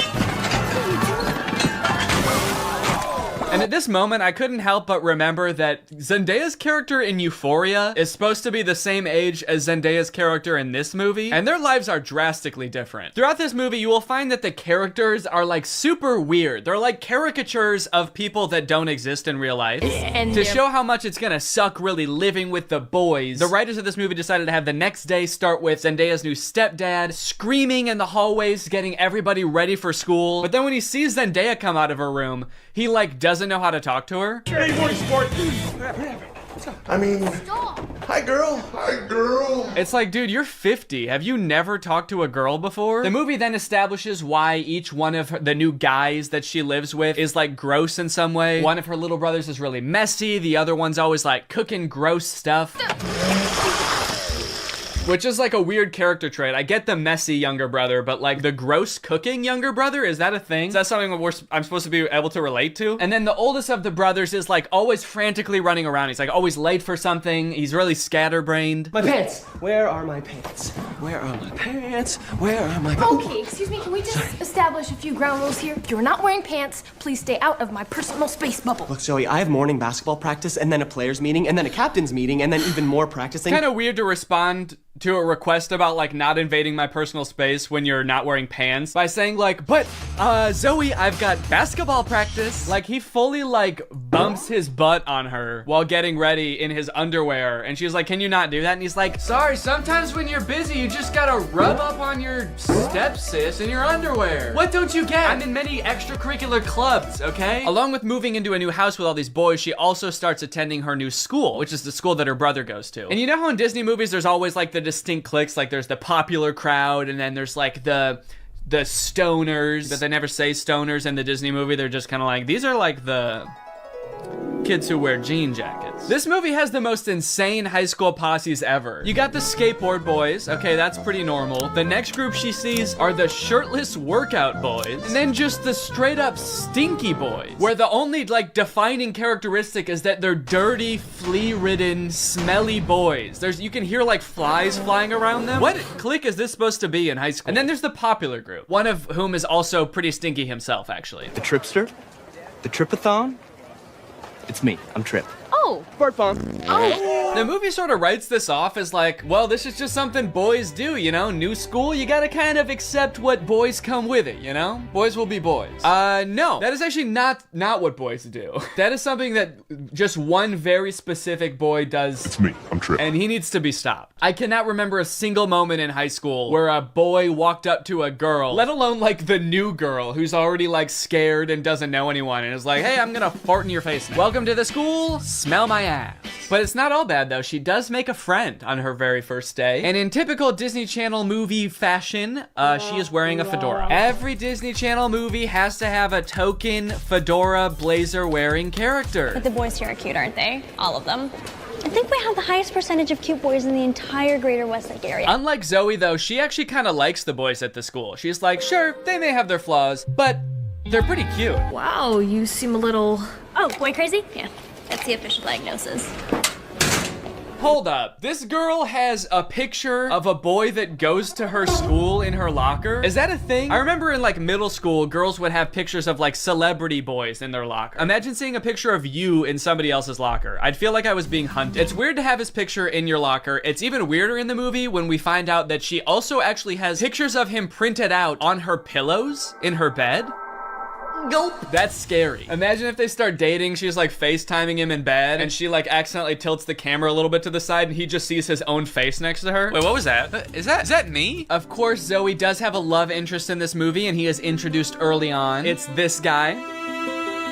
Every boy in the movie is depicted in a negative light except this guy, because this guy, he's not like other guys. Mr. Kale, pay attention.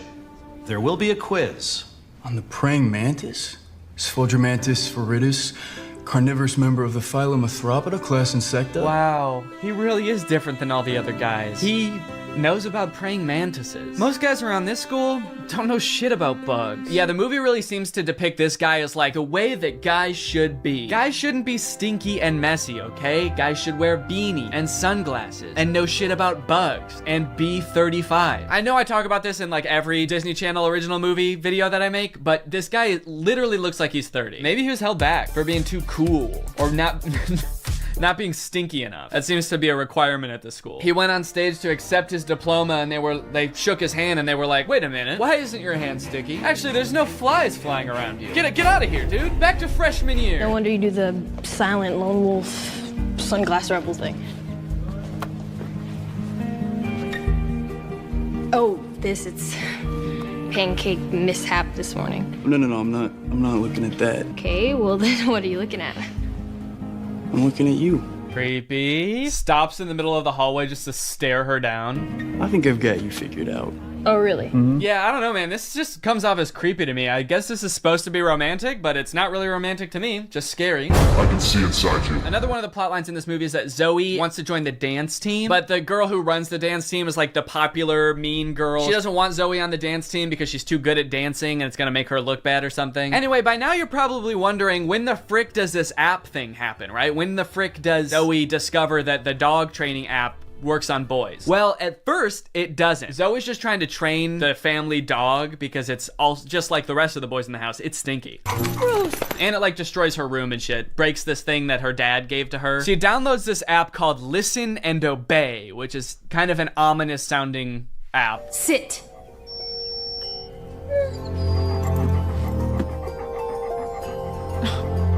Shake. Right away, this app is already clearly cursed with dark magic, right? And the dog can even tell too, because you know what the dog does the second he realizes what's going on? He grabs her phone and runs off with it and tries to destroy it, presumably to break the curse. And then what happens next is honestly the most confusing part of the movie, okay? So the dog drops the phone in the bath. Her brother gets it out and tries to swing it around to get the water out of it. It flies out the window, swings around a satellite dish, slides down a solar panel, and lands in dog food. And from here on out, that app is now able to control boys. Any man or boy this app can control against their will. Sit. And at first, while watching this movie, I didn't even think it was that weird. I didn't even give it a second thought. I was just like, okay, yeah, so something magical happened and now it can control boys. That makes sense. But like, what? What happened to the phone? I don't understand how solar panels and satellite dish changes the app from dog-based to man-based. Like, you'd think at the very least something having to do with like men would happen to the phone. Like the phone lands in like a bucket of buffalo wings or like flies through a football field. I'm just curious to know if that fucked up other apps on the phone or if it's just the dog training app. Now, whenever a boy likes one of my tweets, he goes into a coma for 3 years. And don't even get me started on the weather app, because every time I check that, boys start falling from the sky. Anyway, let's just say now that she's got the ability to control boys, she has a little bit of fun. Boys are acting weird. Dude, he farted twice in midair in such rapid succession. They added in 2 fart sound effects. Kind of impressive. I'm trying to imagine how she's gonna use the app to get herself out of this one. Stop farting. Take it back. Take the fart back. Suck it back up into your ass. Oh, how am I doing this? But no, she just uses the app to utterly humiliate him in front of his friends. Go to the bathroom. Oh, wait, no, not here. I'm still confused.